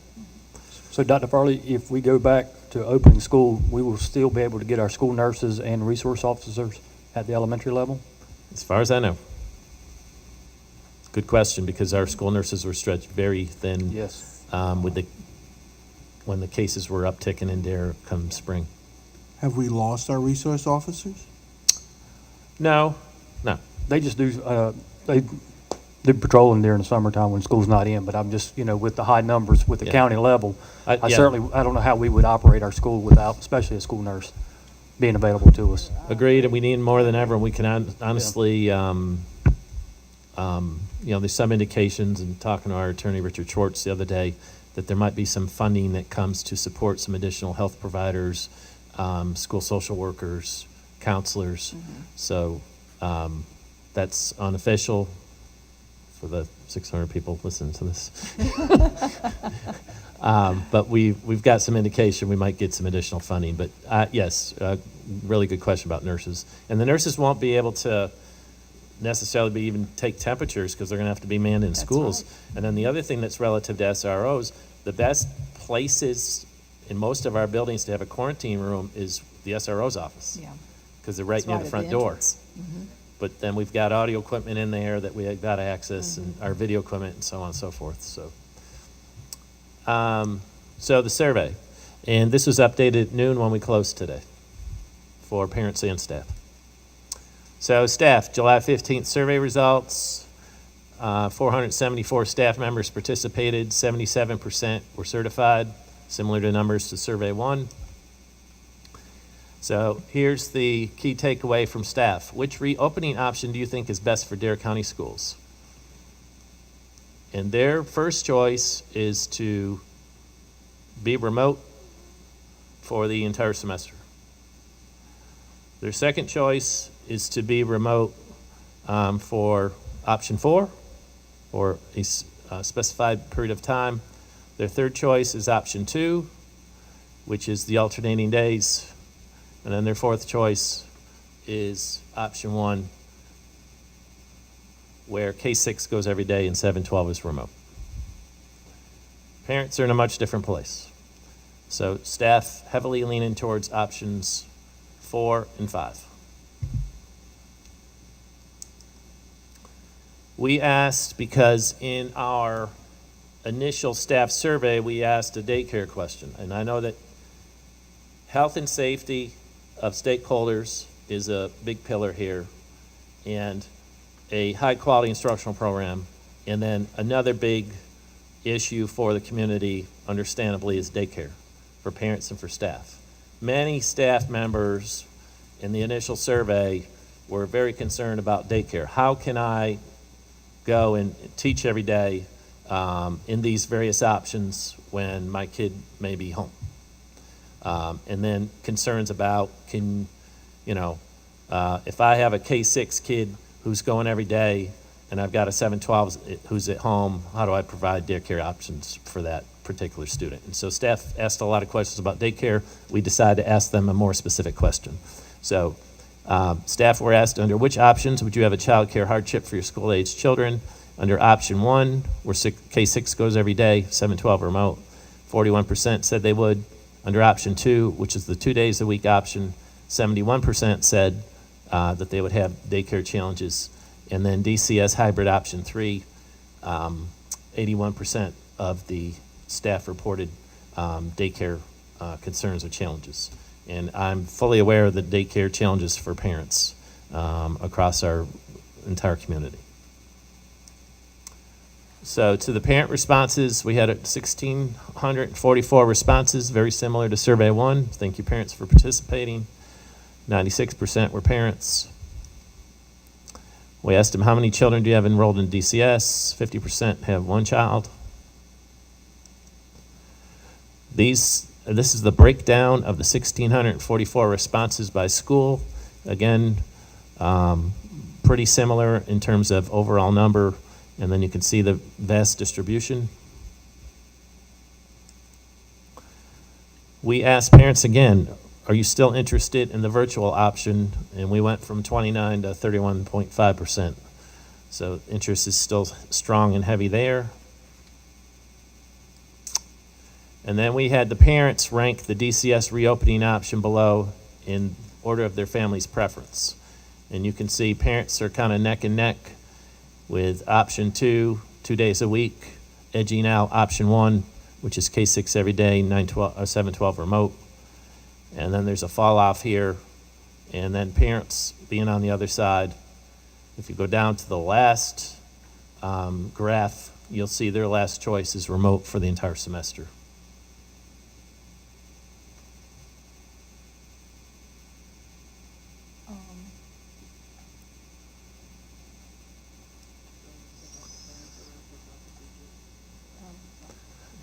Questions on the survey results?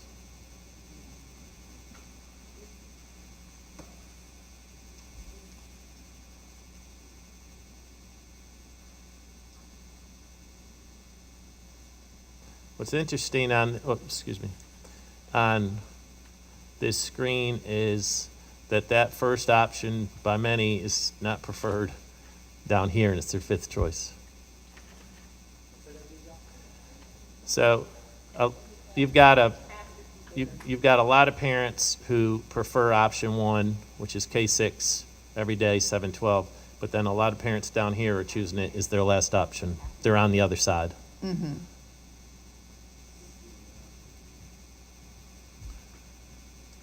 Which takes us to details about each option. So to review, option 1 is K6, where teachers and staff serve students 5 days a week. It says groups of 12 to 15. It will be groups of 12. The 15 could be in those larger areas, which I mentioned earlier. Some students attend on other campuses.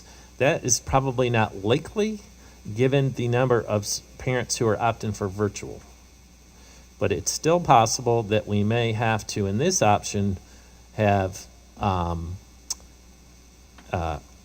K4, again, it depends on how many parents opt for virtual in this option. K4 in an elementary building, 5, 6 in a middle school, and 7/12's remote.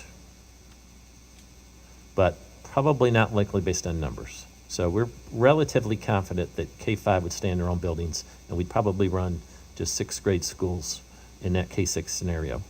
It could also open up in this scenario because there's extra space, obviously, at your middle and high schools where we would serve students who are in resource rooms all day, low incidence programs. We do intend in the first 3 scenarios to serve preschool every other day, and that's because there's a mandate in preschool. You can have more than 18 kids in a class, so we would just have days 1, 3, 5, and 2, 4, 6 for preschool kids.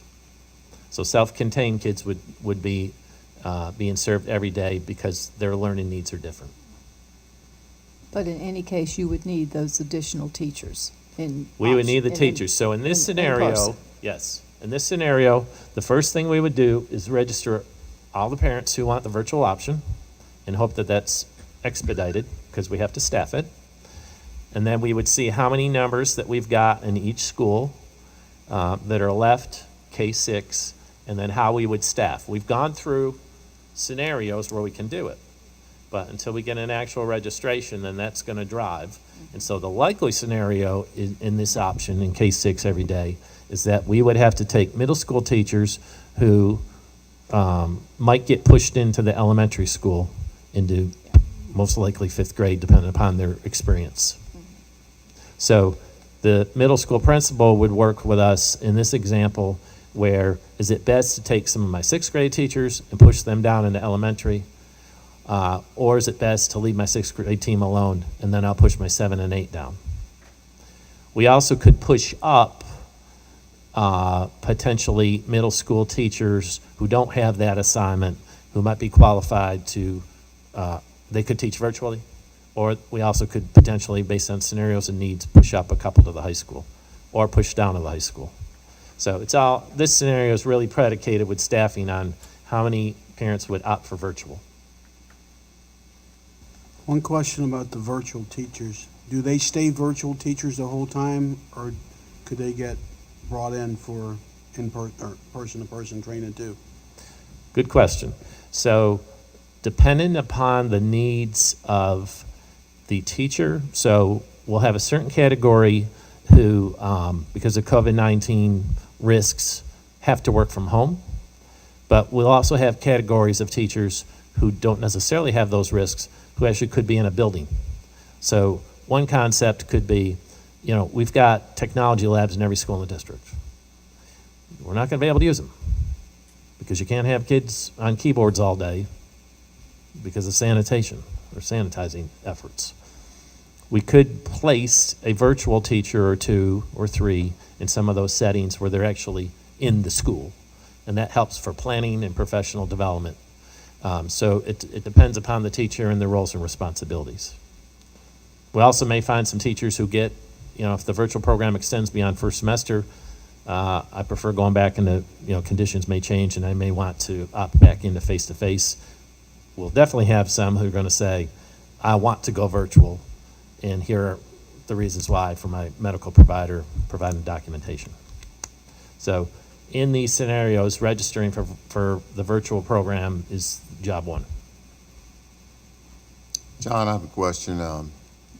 Has the state addressed the issue that we have a lot of retired teachers here in Dare County, not just from Dare County, but from New Jersey and New York and others that all over the place.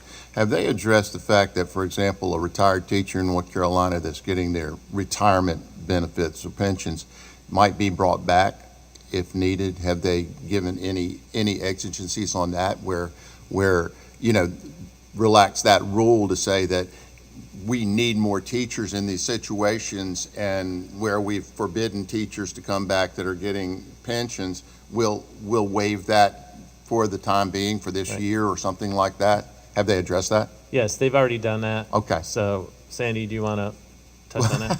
Well, I wasn't thinking about me, but we do have a lot of teachers out there, and should we get to that issue, and how long have they waived it for? For the year or for this school year or what? I don't recall the term. Okay, all right. I'll speak with you and the others. Okay. Actually, there was some flexibility put into play last year with the high needs. Some of the low performing schools especially had some flexibility on that. So we still have to be mindful of earning caps, but Right. allowing them to come back to be able to work for us is a possibility for at least a certain amount of time. And Brian probably can speak a little bit more about the legalities of it. I've only had it come up with one other school district, that specific question. And if I recall, it could be done, but the school district had to show that there was a need. But if they could show the need, then Well, they could do it. rightfully so. I mean, we've indicated with every scenario that I've heard so far that there's a need for this, with multiple classes and spacing kids out, and and having one teacher having 10 here and 12 there. I don't see how you can't say that it is a need, and it would seem to me that they'd have to be flexible on this to allow the districts to have certified teachers that can come in and help out in this situation. Right. So for the general public, previously until the last year, state employees had to be in retirement for 6 months before they could come back and be employed again. And so the reference earlier is that changed last year so that teachers could come back. Another thing that we're going to have to do is, while we're on the topic of certified teacher or substitute teachers, is a significant amount of substitute training in this new world that we're dealing with. So that's option one. Speaking of substitute training, we're online, ready to go with, perfect. In option two, we've got blended learning K-12, so teachers and staff serve students on-site in cohorts on an alternating multiple-day schedule. Students work remotely off-site on tasks assigned on days they're not assigned to the school building. So in this example, in cohort A, our principals prefer 2 days in a row, Monday and Tuesday on-site. Wednesday would be a deep cleanse day where everyone is doing remote learning, and then another cohort comes in on Thursday and Friday.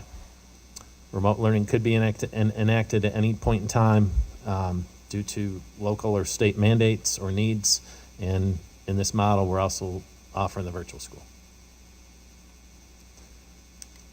Option three, again, blended learning K-12, but in this case, whoops. Sorry. My PowerPoint's getting ahead of my laptop. I'm controlling a different device. In option three, this is the every other week cohort, where we've got a cohort that's going on site weeks 1 through 5, another that's 2, 4, 6.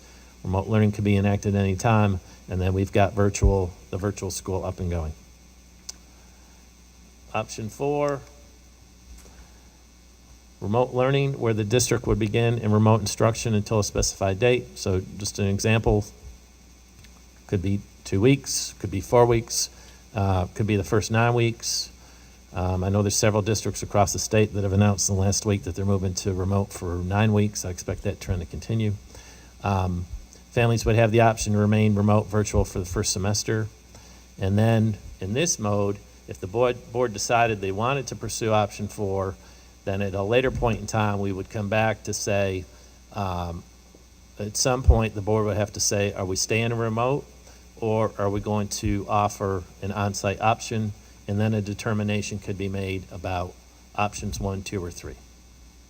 And if there is a much higher percentage of students who choose virtual, then it's possible that the options could change. So my recommendation, if the board pursued a longer range time, would be to wait and maybe be better positioned, excuse me, at a future date to start making some of these determinations. But virtual, again, we've surveyed 50% of the community. We've got another 50% that've got to weigh in if they want to pursue this option or not. And then the last option 5 is remote learning for all through the first semester or until the governor mandates Plan A or other. So we've put together next for decision making in more detail, opportunities and challenges for the board to consider under each of these scenarios. Many of these we've already discussed, but under option 1, K-6 on-site, 7-12 remote, it reduces student density by 50% on campus and on buses. All K-6 students receive in-person instruction, on-site and remote opportunities for high school. Child care issues are resolved for elementary school, and that's a misprint there on that screen, Joe. We've got to take K-8 off. It's K-6. So child care issues. Can you make that adjustment on Google? You can, can't you? For K-6 is on-site and serves all high needs special populations with the potential for more in-person instruction and interventions. The challenges to option 1, serious staffing challenges due to the 12 class size limit, compromise integrity of instruction due to staff certifications. Personnel assignment changes will be needed to cover K-6 classrooms and to limit density in classrooms. Specific certified K-6 staff from middle school, as we've talked about, may have to go to the elementary school. Issues of equitable access to in-person instruction could be perceived by high school students and parents. We're offering face-to-face K-6, but we aren't 7-12. High school programming changes due to more remote learning, examples, CTE, fine arts, etc. And then the possible high school building changes needed for needs of middle school.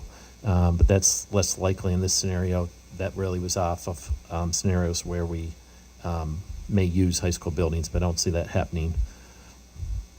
Option 2, opportunities. reduces student density again by 50%, facilitates, oh, I'm sorry, yep, I got to keep up with my slides, sorry. Facilitates direct instruction with opportunities for application of learning on remote. All K-12 students get to be on site for some days with teachers, the 2-day scenario, and other instructional staff.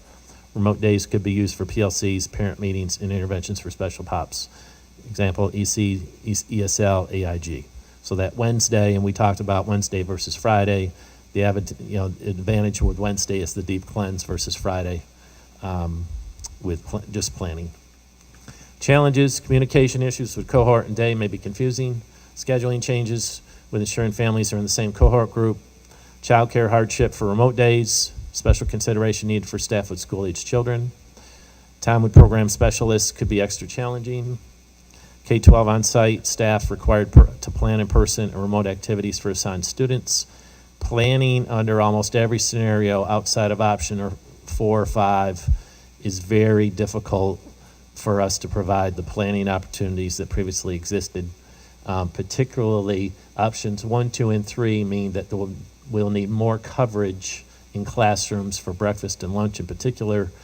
We're basically going to have to reschedule the entire school system, and that becomes a challenge. So teachers are going to have quite an adjustment as far as what they've been used to having access and planning. So they pretty much will lose their planning periods? I'm not going to go out and say that. I will say that the state has offered statements around school districts will have the flexibility to, within their own means, dictate planning time versus the previous mandates where it had to be available for teachers. So there is a consideration, given the pandemic, that may change, but it will be frustrating for teachers. There's no question. Yes, it will be. High school scheduling challenges due to alternating schedule is a challenge here. Programming challenges due to more blended learning. And then K-3 DLI students will receive less in-person Spanish language instruction due to an alternating schedule. Option 3, opportunities, reduce density again by 50%, facilitates direct instruction with opportunities for application of learning on remote days. All K-12 students get to be on site in some capacity every other week, and potential for groups of special population students to come in during remote weeks for the interventions. Challenges under option 3, communication issues with cohort and week, scheduling challenges with ensuring families are in the same cohort group. So if I'm the Smiths and I've got a kindergarten student and a 5th grade student and an 11th grade student, I'm going to want, would think most people prefer they go on the same days. Time with program specialists could be extra challenging. K-12 on-site staff required to plan in person and remote activities for assigned students. So that is challenging. We would be under options 1, 2, and 3, asking a lot of our teachers to prepare for on-site teaching and remote at the same time, with less planning time. Yes. High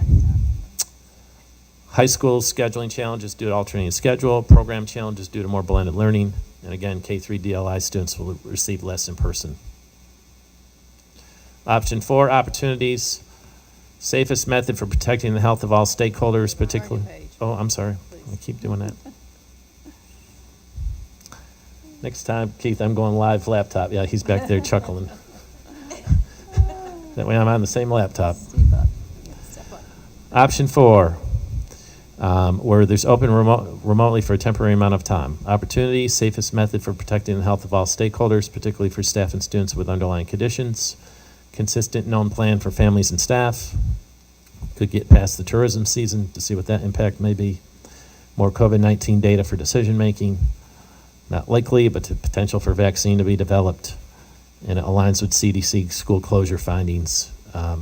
So in the references, there is a reference to CDC produced a document, I believe it was late in the spring when the pandemic started to really take off, where they ranked the impacts of school closures plus Delta, kind of what we're doing here with opportunities and challenges based on 2 weeks, short term, midterm 4 weeks, long term 8 through 20 weeks.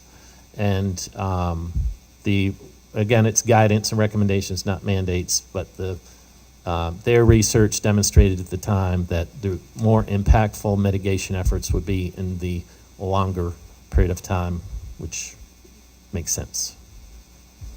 Challenges in option 4, childcare. Childcare. Remote learning is not as effective for our primary or special needs students. Time needed to facilitate at home. More congregating outside of school, so if children are not in school, they may be more likely to congregate in neighborhoods and not socially distance.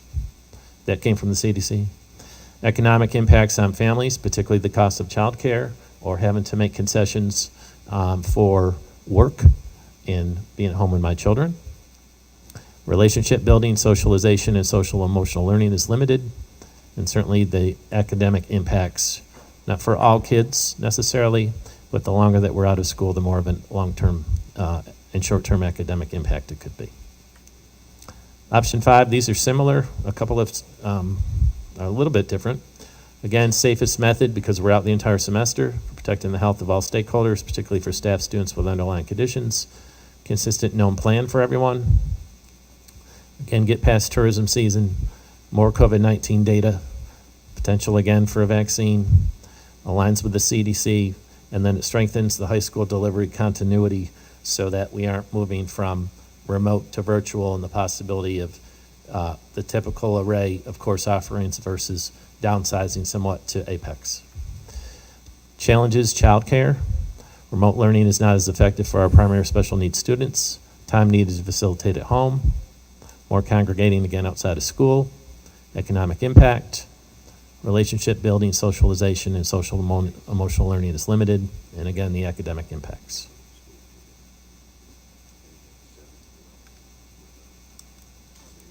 Which brings us to discussion.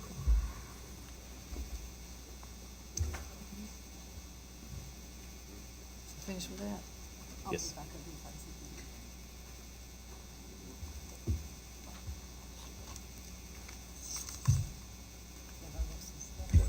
Well, I guess I'll start. The floor is open for anybody who wishes to discuss. Yeah, it's really challenging. The more you look, the more you see, and it's not really a clear path anywhere, really, because no matter what happens, it's not going to achieve our ultimate goal. Personally, I like to see our kids go back to school. I think our kids need it. I see it with my granddaughter in school. I know that I hear it from the parents a lot, and the kids are actually craving to get back together. But it seems like the part of the challenge is that we ask people for their input to help us to make a decision and see stuff, and it seems like that the teachers are the ones that are going to be in the front line dealing with this stuff, have decided a direction that they want to go so they can feel safe and that they can provide a service for the kids and still remain to be safe. I'm really torn because, like I said, my preference is to go back to school, but it looks like one of the things we have to really consider is looking at buying some more time to see what can actually happen when the tourists depart and if things change. I don't know if that's really going to be a factor because I think a lot of people are going to remote and stay right here. So I don't know how much that's going to really affect us, but only time will tell. So right now, to me, it looks like option 4 is something to discuss and talk about more. I'd like to just kind of piggyback on that for just a couple of things. August 17th is earlier than I think Dare County usually returns to school for students. I mean, last year it's in the 20s, 24th, so that is an earlier date that's been set by the General Assembly. So if we did buy some time, it would give us, it'd still be, we could pick a date, whether it's 4 weeks, 9 weeks, whatever date, to come back and revisit this, and it would buy us some time. One of my concerns is all the training that needs to be done between now and opening school, and today is July 20th. For our teachers, everybody, students, and that's a concern I have. I'm like you, Frank. I'd love to see us go back to school. That would be my preference. But I think there are a lot of things that have to be put in place, and our staff, Dr. Farley and his everybody in the school system, all of our district leaders and teachers have spent hours and hours and hours and days working all this, and that's pretty obvious. But it's a difficult decision. You know, one other observation, and even with the kids going back to school, this doesn't do anything for after-school care, which is another big ticket item for parents that are working. So there's more challenges even as you continue to think all the way through the process. And you also need to consider that when they go back to school, school's not going to look like school looked when they left. They might all be in the same room, but they're not going to have the same, it's not going to be like hanging out at the library or hanging out in the cafeteria. And it's just not going to look the same. My concern, I don't want to go too far forward and then have to pull back. I would rather be conservative now. As much as I want the kids back in school too. I think they need the social, emotional interaction at all ages is so important. I know that some of the kids in Hatteras that I am close to have said they don't really want to go back to school for school, but they want to see their friends. Yeah. So all ages want to be back in school, but if we send them back too soon and end up having a breakout or something happens where we have to close it down again, then what? That's a tough one. I think it's clear that, at least to me, that we're not gonna end up on the same page here. There's too many diverse opinions. I've heard from people just like you have. Everybody's heard from a lot of folks. I had a man come to my restaurant the other day and stand outside, and he broke down in tears because his daughter, which is going to one of our schools, just can't stand being at home, and he thinks he's going to have to get her professional care. I have 3 pediatricians that are personal friends of mine, not down here. And I spoke to all 3 of those, and I know everybody's done their due diligence, and there's tons of stories to tell, but all 3 of them either have grandchildren that are in school, will be in school, or children that are in school. And to the person, they all said that the damage being done to our young people by being away from school and their teachers and their friends and focusing and having a routine that works for them is far greater than the possibilities of them being not getting COVID, but that I think one of them used the example, or I heard the example, that you have a 50 greater times chance of drowning than you do if you're under 25 years old than you do of getting and dying of COVID. And that shows the extreme of the percentages. So I have to believe with all the things that I've seen, and I just like everybody else here, I have read, I have talked, I researched it, and I know everybody else has done the same thing. Working on the logistics of it is a very difficult job, and I applaud the logistics of everything that we've looked at. But from what I've heard and from what I've seen, I want our kids to go back to school in the least restrictive environment that we can put them in right now. And if we have to evolve, just like the businesses have had to evolve out there and change and make a difference in what we do and how we do it, as things change, then we have to change. But I think, just to me, I think if we don't put our kids back in school, particularly our K-6 kids, if we don't put those kids back in school, I think we're doing a disservice to them. And on the other side of that, though, you have a lot of kids that are being raised by, we know that the kids are carriers and that they're not as endangered of getting it seriously. But there's so many kids in this communities that are raised by grandparents or somebody else or have daycare with grandparents. So are they carrying it home? And we have to consider that factor as well. Or with the teacher, and I agree. I want to see them back in school with the least restrictive as possible as well. But I think we also have to consider what buys us a little more time as we get more information, when the tourists drop off. Well, I understand what you're saying, and I listen to it. I happen to believe that, people that work at Walmart go to work every day. People that work in Publix go to work every day. Policemen go to work every day. My daughter, who's a nurse, goes to work every day. And so living our fears instead of our lives, I think to me, doesn't really make sense. And so, and having talked to the experts, having looked at stuff just like everybody else, listening to the community, I believe it's in the best interest of our community and our children for our kids to go back to school in the least restrictive environment. Dr. Farley, have we had a case in our buildings since COVID-19?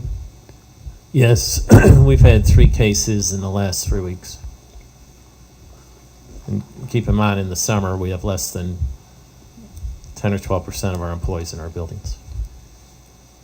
Are you done, David? Just, as we all know, we do want our kids to get back to school. We know that. And back to you, Harvey, with what you were saying about the kids getting COVID-19 compared to adults. With the information that Sandy gave us earlier, I mean, we got 63% of our licensed certified teachers that is in that age range. And possibly with that also, we're already looking for another 8 teachers at elementary school level that we would have to get on top of, new teachers. So that would be a shortage possibly. We're already short with the 8, and then if we have teachers come in test positive, that means we're going to have to pull more substitutes into that may not be certified in that field. So the kids would not, they would be in the school building, but they wouldn't get the day-to-day classroom certified experience as that teacher was, as you was in science or things like that. Part of our mandate is to recruit and retain teachers, and if we need to recruit by advertising to get some teachers in here or letting the community know that we could use teachers that are certified teachers, I think that's one way to make that, to alleviate that. I understand what you're saying. I mean, I understand it's spread thin. I understand that. But if we let those folks out there know about that, that could be a boon to us and help us in this situation. But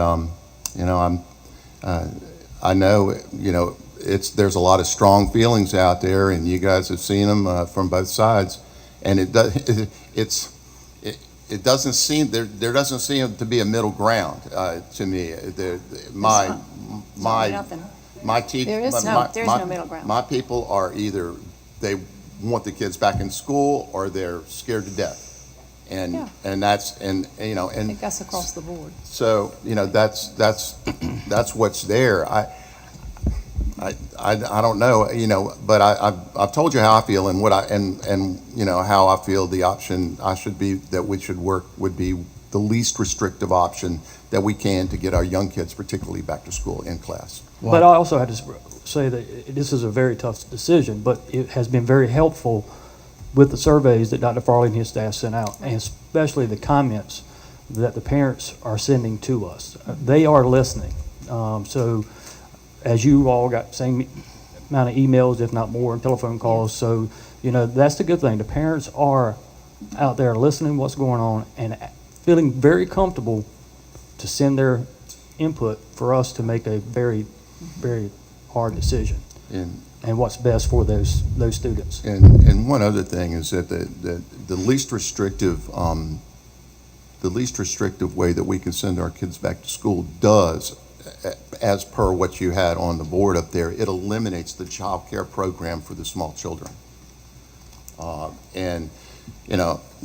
kids that get up to be 14 or 13, 14, they can stay home some by themselves, and certainly high school kids can, but it does eliminate the child care situation for our community if we send our young kids, K-6, back to school.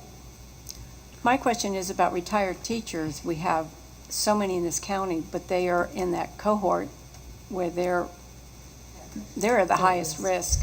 And for coming back, and I don't know what you make as a retired teacher, is it worth the going back and forth to your family and going to school and coming back and forth? I don't think they're going to be knocking at our doors. Well, come rushing I'll be back. 70 years old in September, and I mean, if Dare County needed me to come back to work, I'd come back to work, and I wouldn't, it doesn't bother me a bit. Well, that's you. I know. Everybody's everybody. I understand that. I'd like All to right, say Joe, that go ahead. I believe the August 17th comeback day is unrealistic. I mean, that's first and foremost. However, looking at the statistics and the science involved in this virus, I'm looking at the numbers of reported cases in Dare County with the population that we have, 36,000 people. We've had 150 cases of COVID. Looking at the population that we have during the summer of a couple 100,000 coming in on a weekly basis and 110 cases coming in, tells me that it's not as serious as we're making it out to be. I know it's serious, but and then the other question I have, if we, this whole remote learning, what's the goalpost here? When do we turn around and say, okay, you can go back to school? That's up to the governor. We're waiting for him. I understand that, but as a board, are we looking at one case, 2 cases, 3 cases? Because we don't really have a crisis here in the number of cases that we have here, given our population, given that we've invited people into our community from other states. And I have to say, I'm with Harvey. I'm about sending kids back to school in the least restrictive manner. I don't know when that comes in, but to me, the fundamentals of education are being in a classroom and understanding what's out there.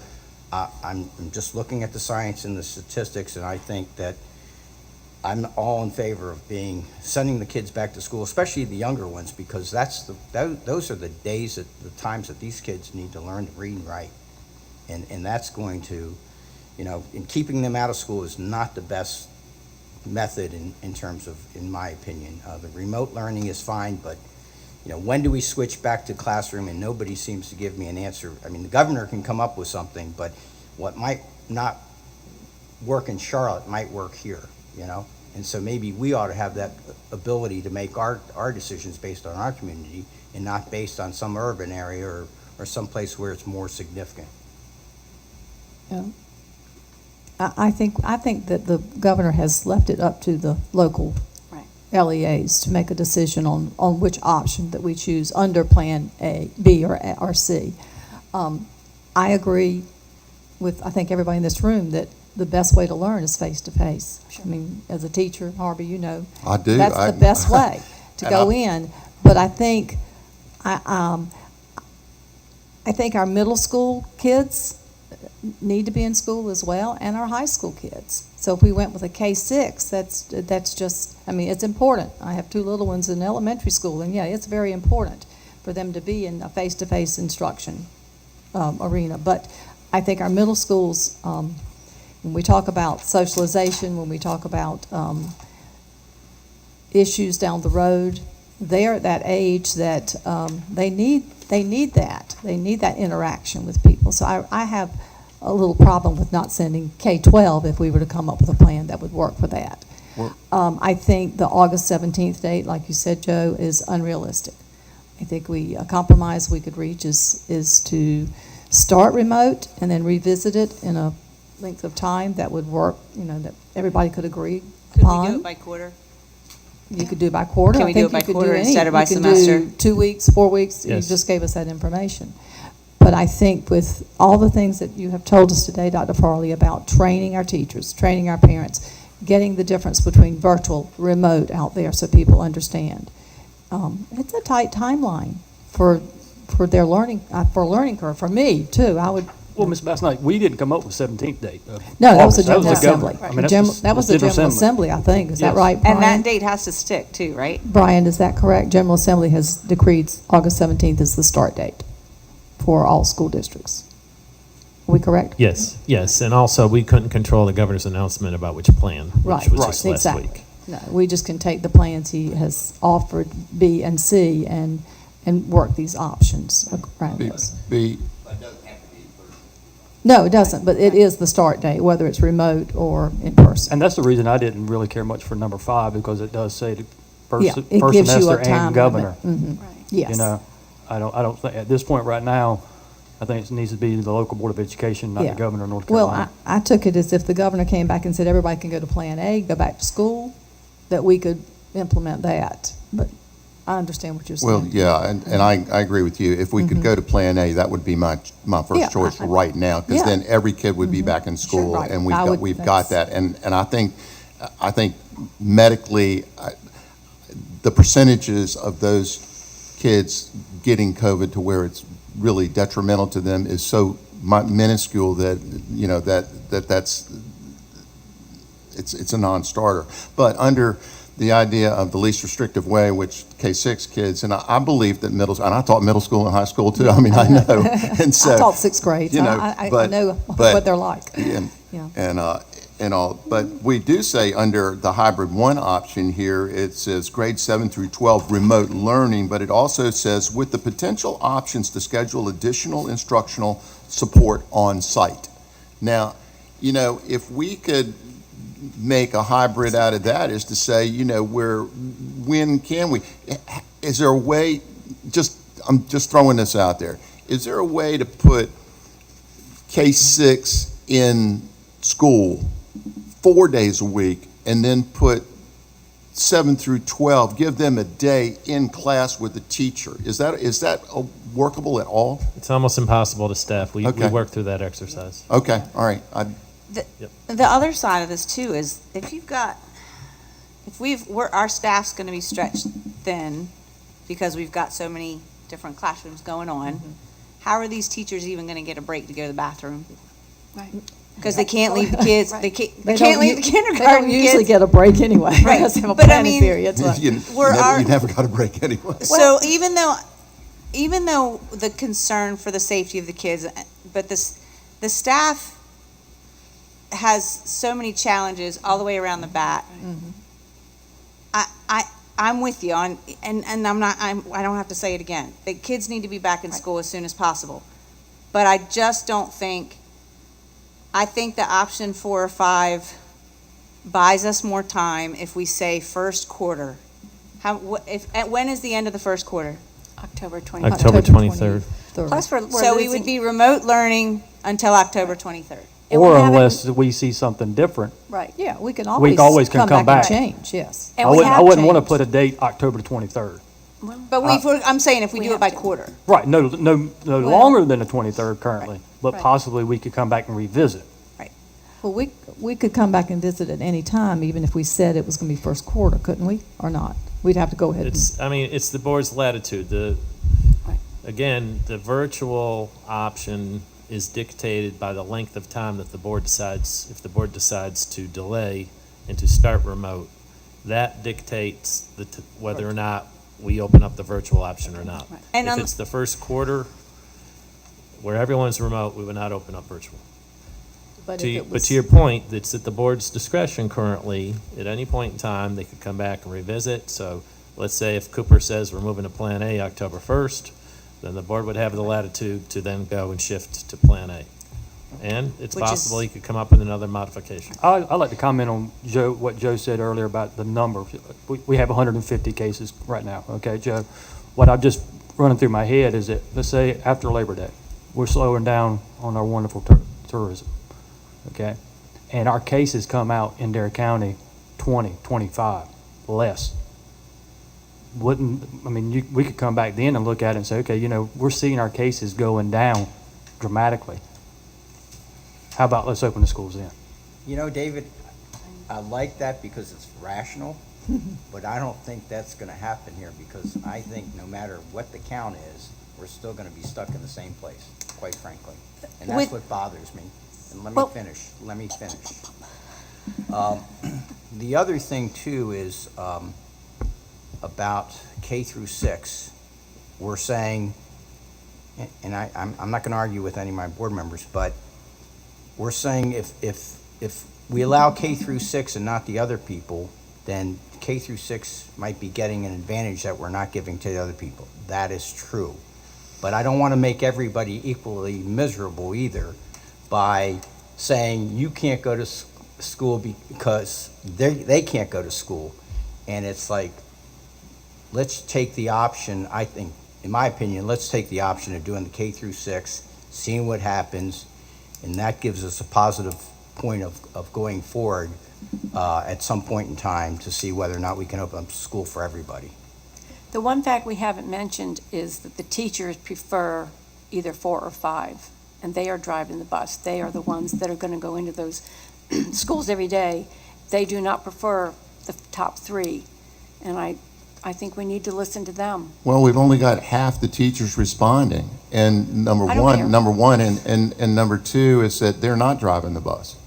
They are the teachers. No, they're the ones teachers that on the go line, in. and I was one for 20-some-odd years, but they're not driving the bus. And the other thing too, if they're wearing masks and social distancing, as we've heard by CDC, what are they supposed to do with the COVID? Are they not going to get it because they're 6 feet masking? If we let them do that, then they shouldn't be getting COVID. On a totally different note, It's just not being comfortable. how much are these plans going to cost? And how much is the state going to give us to implement these plans? Because if we're going to have to hire more staff and the state's not going to give us more money, then we got to pull from our county dollars. And have we had that discussion with the county commissioners? No, we haven't had the money discussion, other than we're not getting, we're being Well, we funded already at know last the year's state level. hadn't passed a budget from last year. We're Right, working on we a had ghost no- budget we this have year no as it budget. is. So we know if under several of these plans, we are going to have to spend money. Is the state Right. made any indication whatsoever that they are going to provide us with the funds necessary to go about this? So, I mean, to date, the COVID-19 related funds that have been released are covering PPEs. And then locally, we've had $600,000 that we have dedicated towards not only PPEs and all the sanitizing efforts and supplies and materials and tools we need, thermometers, but also have directed a lot of that funding to technology, which districts are doing across the state, so that they can effectively provide every child with a device. And then in our case, we've been able to provide every family with Wi-Fi. So additional funding that would be needed, particularly in the scenario where districts could consider legitimately the half-day concept, would have to come from transportation, and there's no current indication that additional transportation funding will be coming. The other thing that will cost the state dollars is the state has got to address, which is another major teacher concern right now, not actually addressed today in our presentation, is sick leave. So presently, several teachers, and that was in our FAQ that's gone out, have indicated concerns about their ability, if they had to quarantine or if they were sick, about having to tap in and losing their entire sick leave balance. So the 3 options that are currently on the table would be their sick leave, voluntary, or to take sick leave without pay. And there's been a Emergency Cares Act that's been in place that is going to expire, and we do not know if that would cost the state money, and if they were actually going to divert funds, I would put that in my top 3, so that teachers have an ability to take paid leave if they are quarantined or if they become sick with COVID-19. The other thing I'd point out, while we did have 50% of the staff who participated in our survey, of that 50%, 77% were teachers. And when you do the math on that, that means that about over 80% of our teachers have participated. And with regard to funding, the General Assembly is not meeting again until September, is that correct? Correct. So there would be no funding coming between now and then at all, until they meet and approve any kind of budget. No. Well, I think the county has already told us what our funding is, haven't they? We've received the same allocation from last year. Okay. And with our funding formula, where the county agrees every year to pay increases in health and benefits and salary for teachers, we've got a deficit based on that funding formula. Okay. You know, we have certainly very supportive county commissioners. Yes, we do. Yes, The we do. other So we've talked a lot today about substitutes. I would be concerned about costs for substitutes going up hand in hand with the concerns that teachers have with sick days, for what that's worth. But that's that's a potential outcome. And B, we have the best teachers out there by That by we far. do, Dare County absolutely. School, not only teachers, but staff, too. The whole best, staff. The whole staff. Yeah. And asking them to add on more to their plate, possibly losing some of their time for scheduling and planning, and a big whopping $325 bonus that the state gave them last year for their raise. It's not going to sit well with them, and I No. can certainly understand that. I'm trying to envision, having been an elementary school teacher, I'm just trying to envision 12 students, one teacher in a classroom all day long. Right. I was not a kindergarten teacher, but I'm imagining things like, how are they going to keep their mask on all day long? A kindergarten student. We're going to have to come up with a policy on discipline for that. And not touch and not, I think until the governor stands up and makes some strong decisions, I feel like our hands are tied.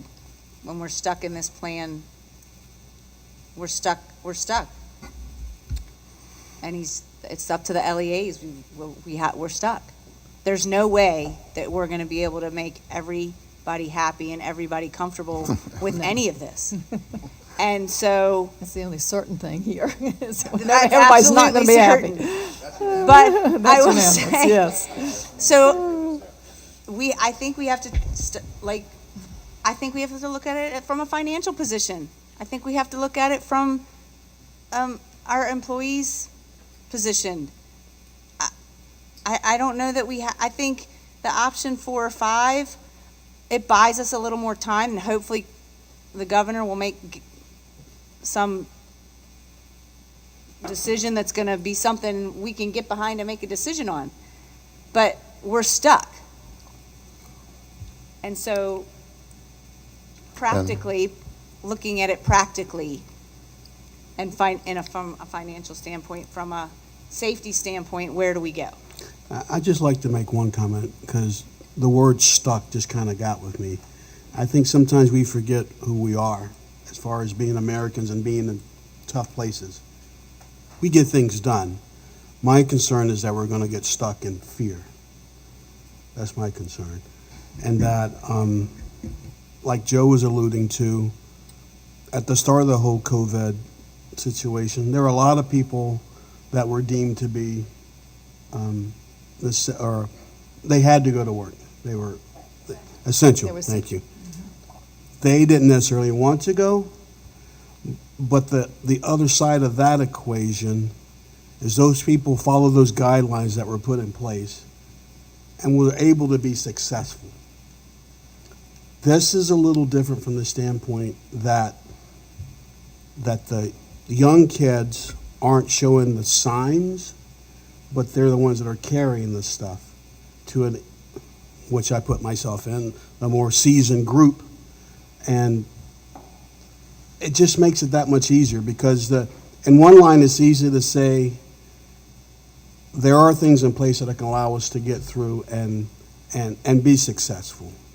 But there's a big risk on the other side, because I think there's also information that proves that even though the younger group aren't having fatalities, but they're still having signs of things happening to them that they don't know how that's going to affect them down the road. Nobody's a fortune teller in the situation. And I think that we should always be moving towards trying to get back to what I call normal. But we have to do it in a way that's going to continue to buy buy-in from the parents, the teachers, and things of that nature. That's all. Well, I think, everybody, at least I realize that we're not going to make everybody happy under any circumstance. There are people at every level, options A, B, 1, 2, 3, down there, that would like it their way, and it would work for their lives better that way. And I understand that.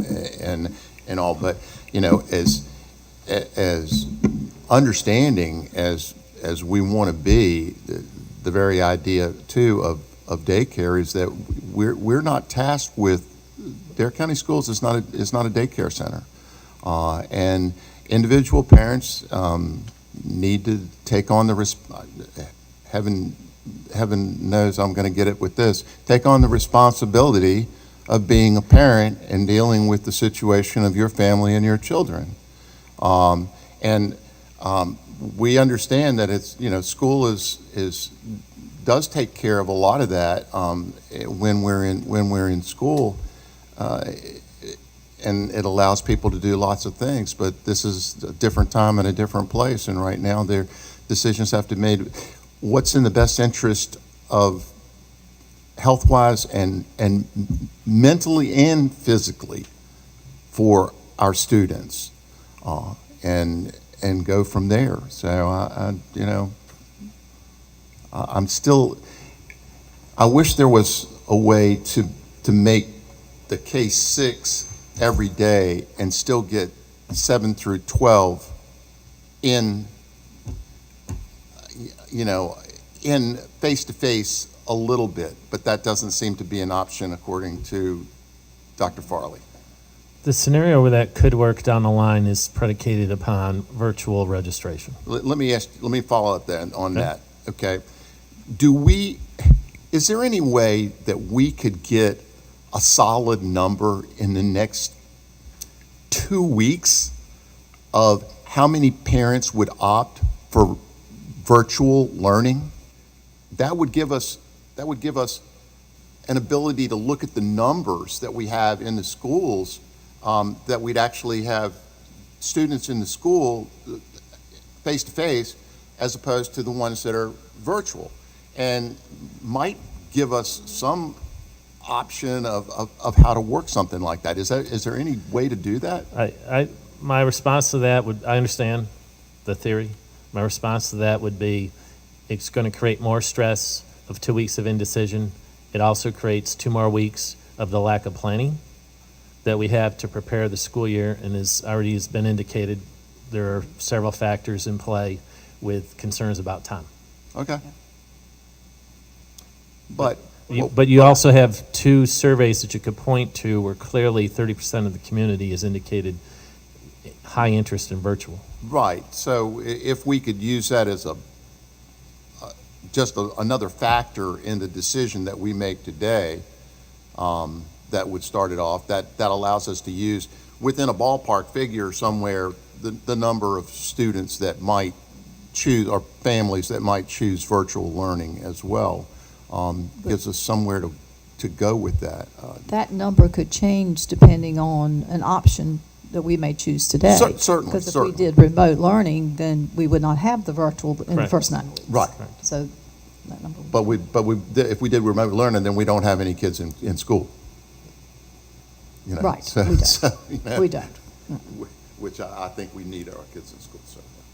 The wise decision, to part of Mr. Hess's point, would be if there is decision to go remote, it does not make sense to choose a plan now, because you still have a lot that can happen over a period of time that could sway the decisions of families and whether they want to put their kids back in the school setting or not. Mm-hmm. So it's been mentioned a couple times, the concept of going the first quarter, it would make sense to evaluate a couple of months out, and then the board is in a position to say, we're ready to come back face-to-face, and then you're talking about data that is in front of you that indicates my family still wants an online or a virtual or remote option versus not. So then it's possible, in this scenario 2 months from now, you would have an ability to have firmer numbers, which might open up the opportunity to consider other grade levels as opposed to just K-6 face-to-face, or different hybrids off of each of the options 1 through 3. But if we did go ahead and start, we would still have the ability to change if things changed and the governor changes his tune as to what our options are, right? I'm not sure I quite understand the question. If we did start with option one, Yep. if we did start with option one, and things changed and the governor changed his tune about what we could do and what we couldn't do, we could evolve right into that from where we were. Potential. Yes. But right now, the kids they're tuned into the remote learning because they've been doing it since March 25th, 13th. So we would be keeping them where they are instead of throwing them here and then having to pull back. That's what I'm afraid of. I understand. I'm afraid of that.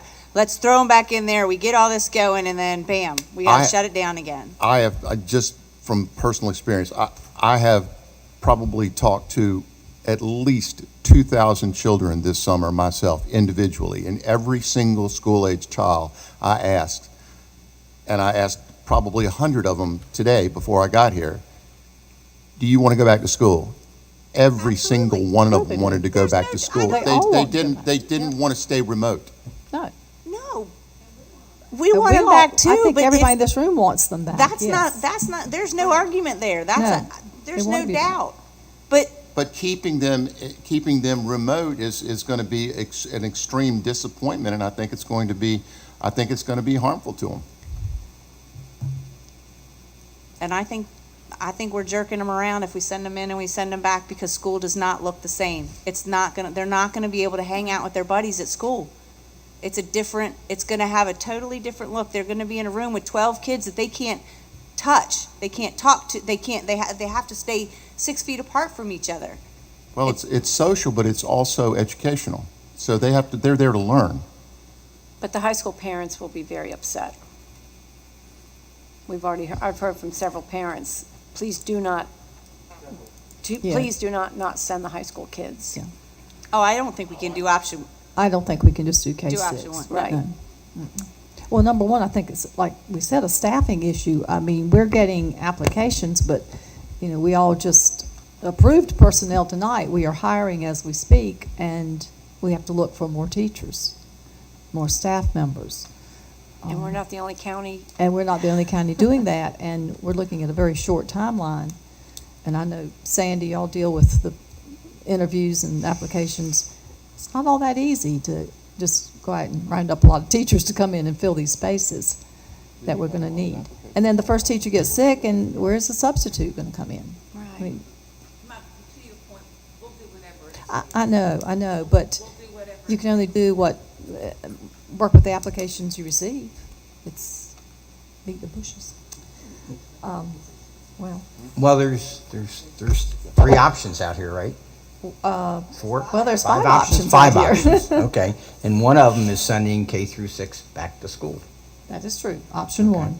And so that's a consideration that we'll have to make Mm-hmm.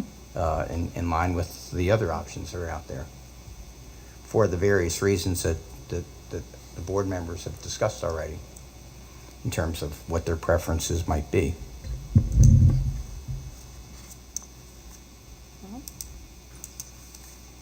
Anyone else?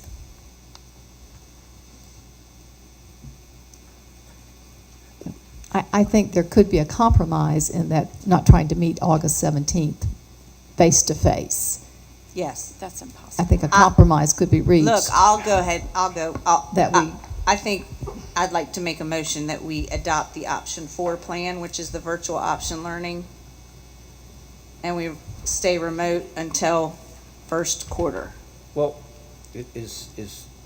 aren't we talking about start date? Aren't we talking about I was just saying that there's a compromise in looking in the options, and option 4 does give us that compromise in order to delay the time that we try to go face-to-face, to give us more time to put staff in place, to train, to allow the 250,000 tourists to Exit. the number to dwindle, Right. and to just be sure that we have everything in place that we need.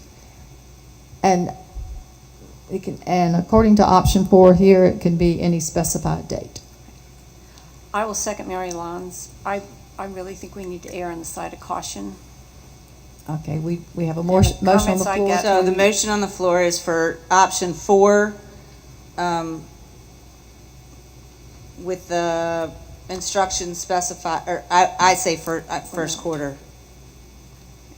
And, Remote learning for the first quarter, under option 4.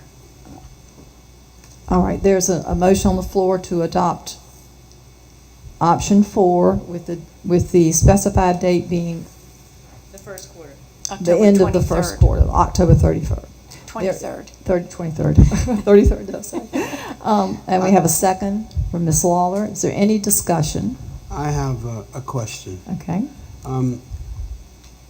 In the process in between, how can we clear up what happens if we are face-to-face and you actually have a kid or a teacher that gets tested positive? How does that affect the school, the classroom, the whole school system? Because to me, that's the wild card that we don't know how bad it is. We don't know what the trigger is that shuts everything down. So everything is situation specific, but in your example, if a student was in a classroom who was tested positive, we'd work with the health department to go in. The health department would do contact tracing. They would try to determine who came in direct contact with that student or staff member. And anyone who was determined to come into direct contact would be quarantined for 14 days and go into their protocol. How it impacts the rest of the school really depends upon trying to determine the location where that student may have been, which is difficult when you think about students traveling to bathrooms and coming down hallways and who they would have access to. So the likely scenario in this instance would be a shutdown for 48 hours of the entire school to deep cleanse the entire school. And that would be something that would happen every time a new event took place. Most likely, yes. And we have 11 schools in the district. And how Plus, many we have per buses. We have buses that would have to be cleaned, too. Okay, I do have one question about option 4. Again, Dr. Farley, if we do remote instruction for the first quarter, the virtual option that's listed here on option 4 would not be a part of option 4. Is that correct? The entire school district would be remote, and then we would revisit whether there's a need for the virtual option based upon next steps the board wants to take coming out of the end of first quarter. Okay. So for this motion, you want that line out of option 4? Right. Is that Correct. correct?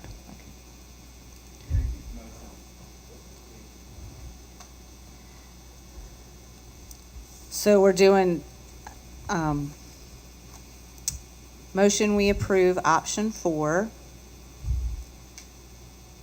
to go remote learning for the first quarter of the school year without the virtual option.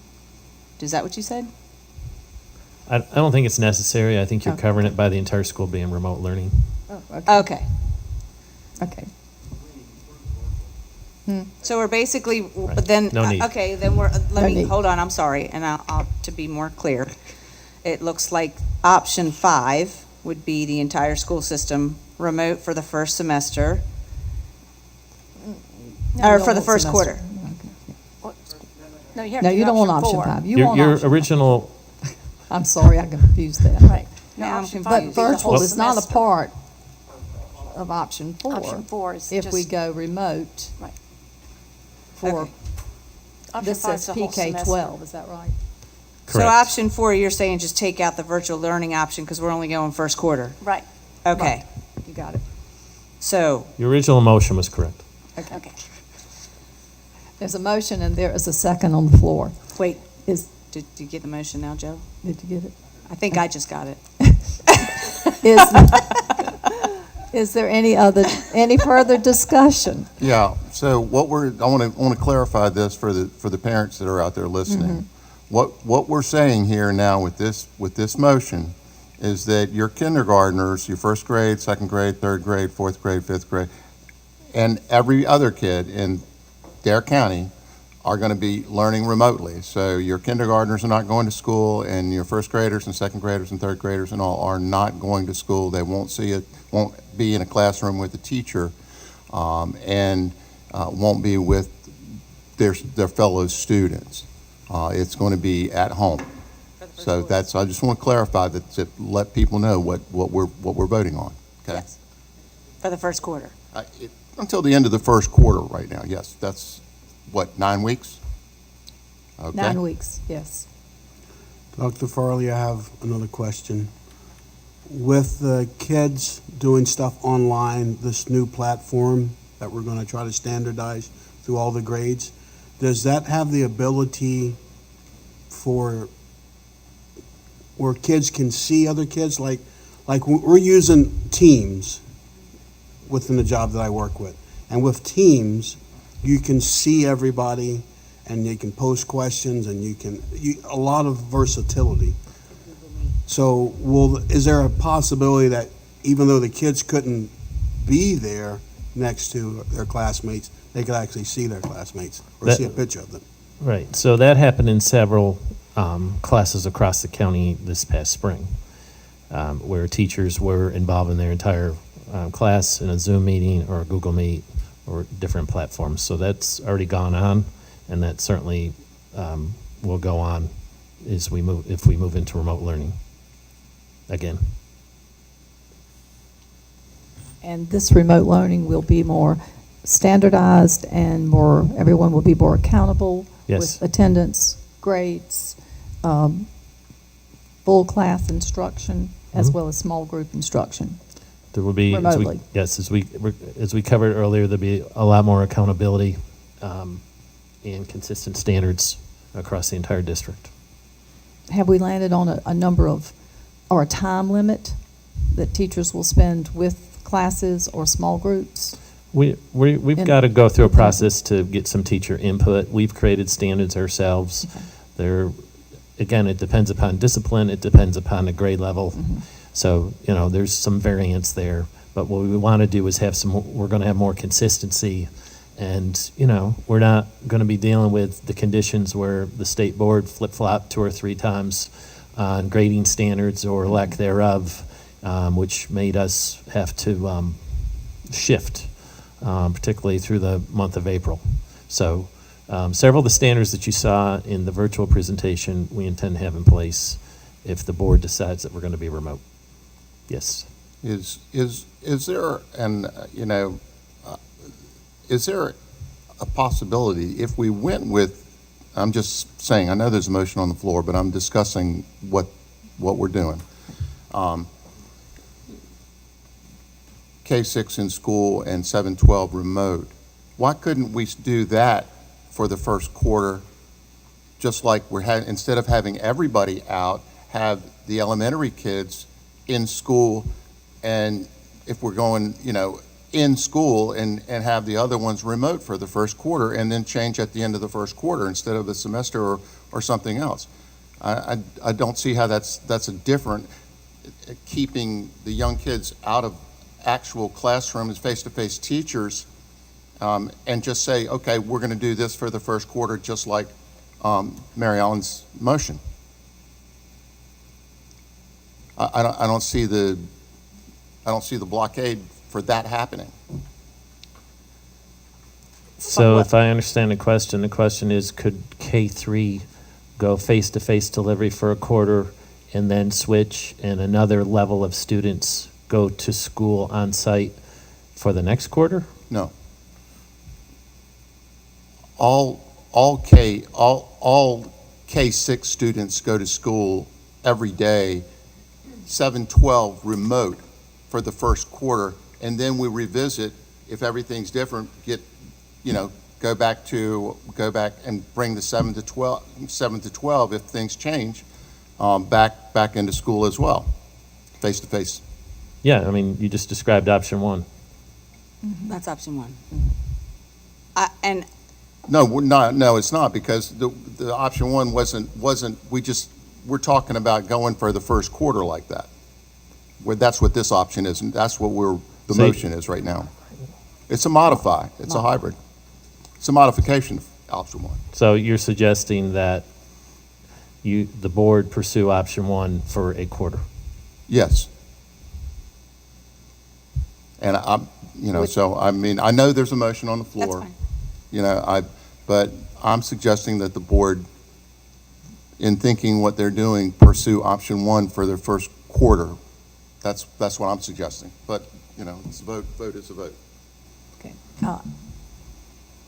Would the board have the latitude to revisit this before the end of the first quarter if we saw things within the school system that would cause us to change that timeline, either make it shorter, or? As long as the law doesn't change or the government doesn't change, you'd have to consider the impact of people, Sure.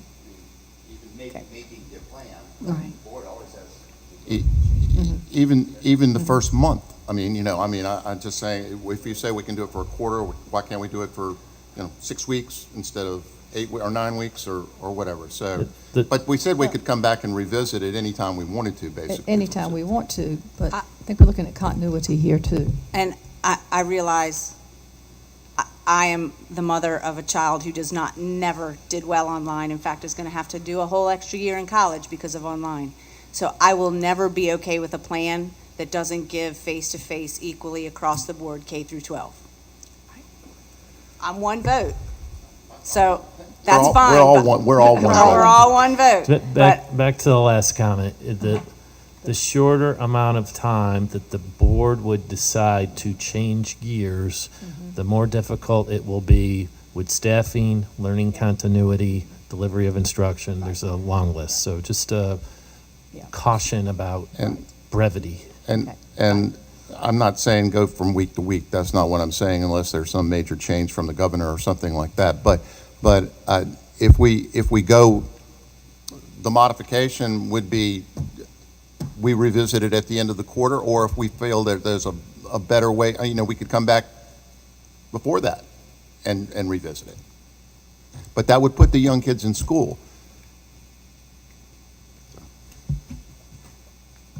Well, hopefully at the end of whatever we decide, that if we pass this motion, we will revisit it, and hopefully our kids can get back in school. That's the goal, face-to-face instruction. Because that's For everybody. I know. Are you calling the question? Okay, there's a motion on the floor to adopt option 4, and there's a second. All in favor, please say aye. Aye. Aye. All in favor, please raise your hand. All opposed? Okay, the motion carries 5-2. Okay, thank you. You got that, Georgia? Okay, all right. Thank you all for we're not finished with the meeting.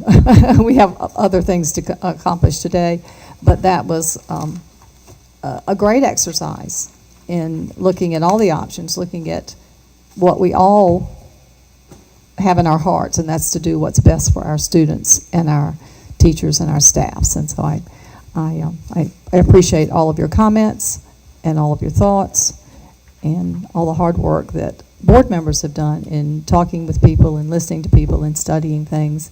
And certainly our staff has put in a lot of time and spent many sleepless nights trying to come up with all of this. And appreciate it very much. Thank you. Okay, we'll move to the next item on the agenda. Huh?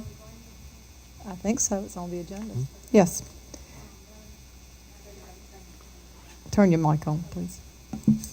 I move we go into closed session to consult with the Board of Education attorney to preserve the attorney-client privilege as provided in N.C.G.S. 143-318.1183, and to consider confidential personnel matters as provided in N.C.G.S. 143-318.11A6. It's a motion on the floor from Ms. Lawler Second. and a second from Mr. Twitty. Any discussion? All in favor, please say aye. Any opposed? Okay, we are now in closed session. Are we staying in here? Stay in here. Let's take a bathroom break.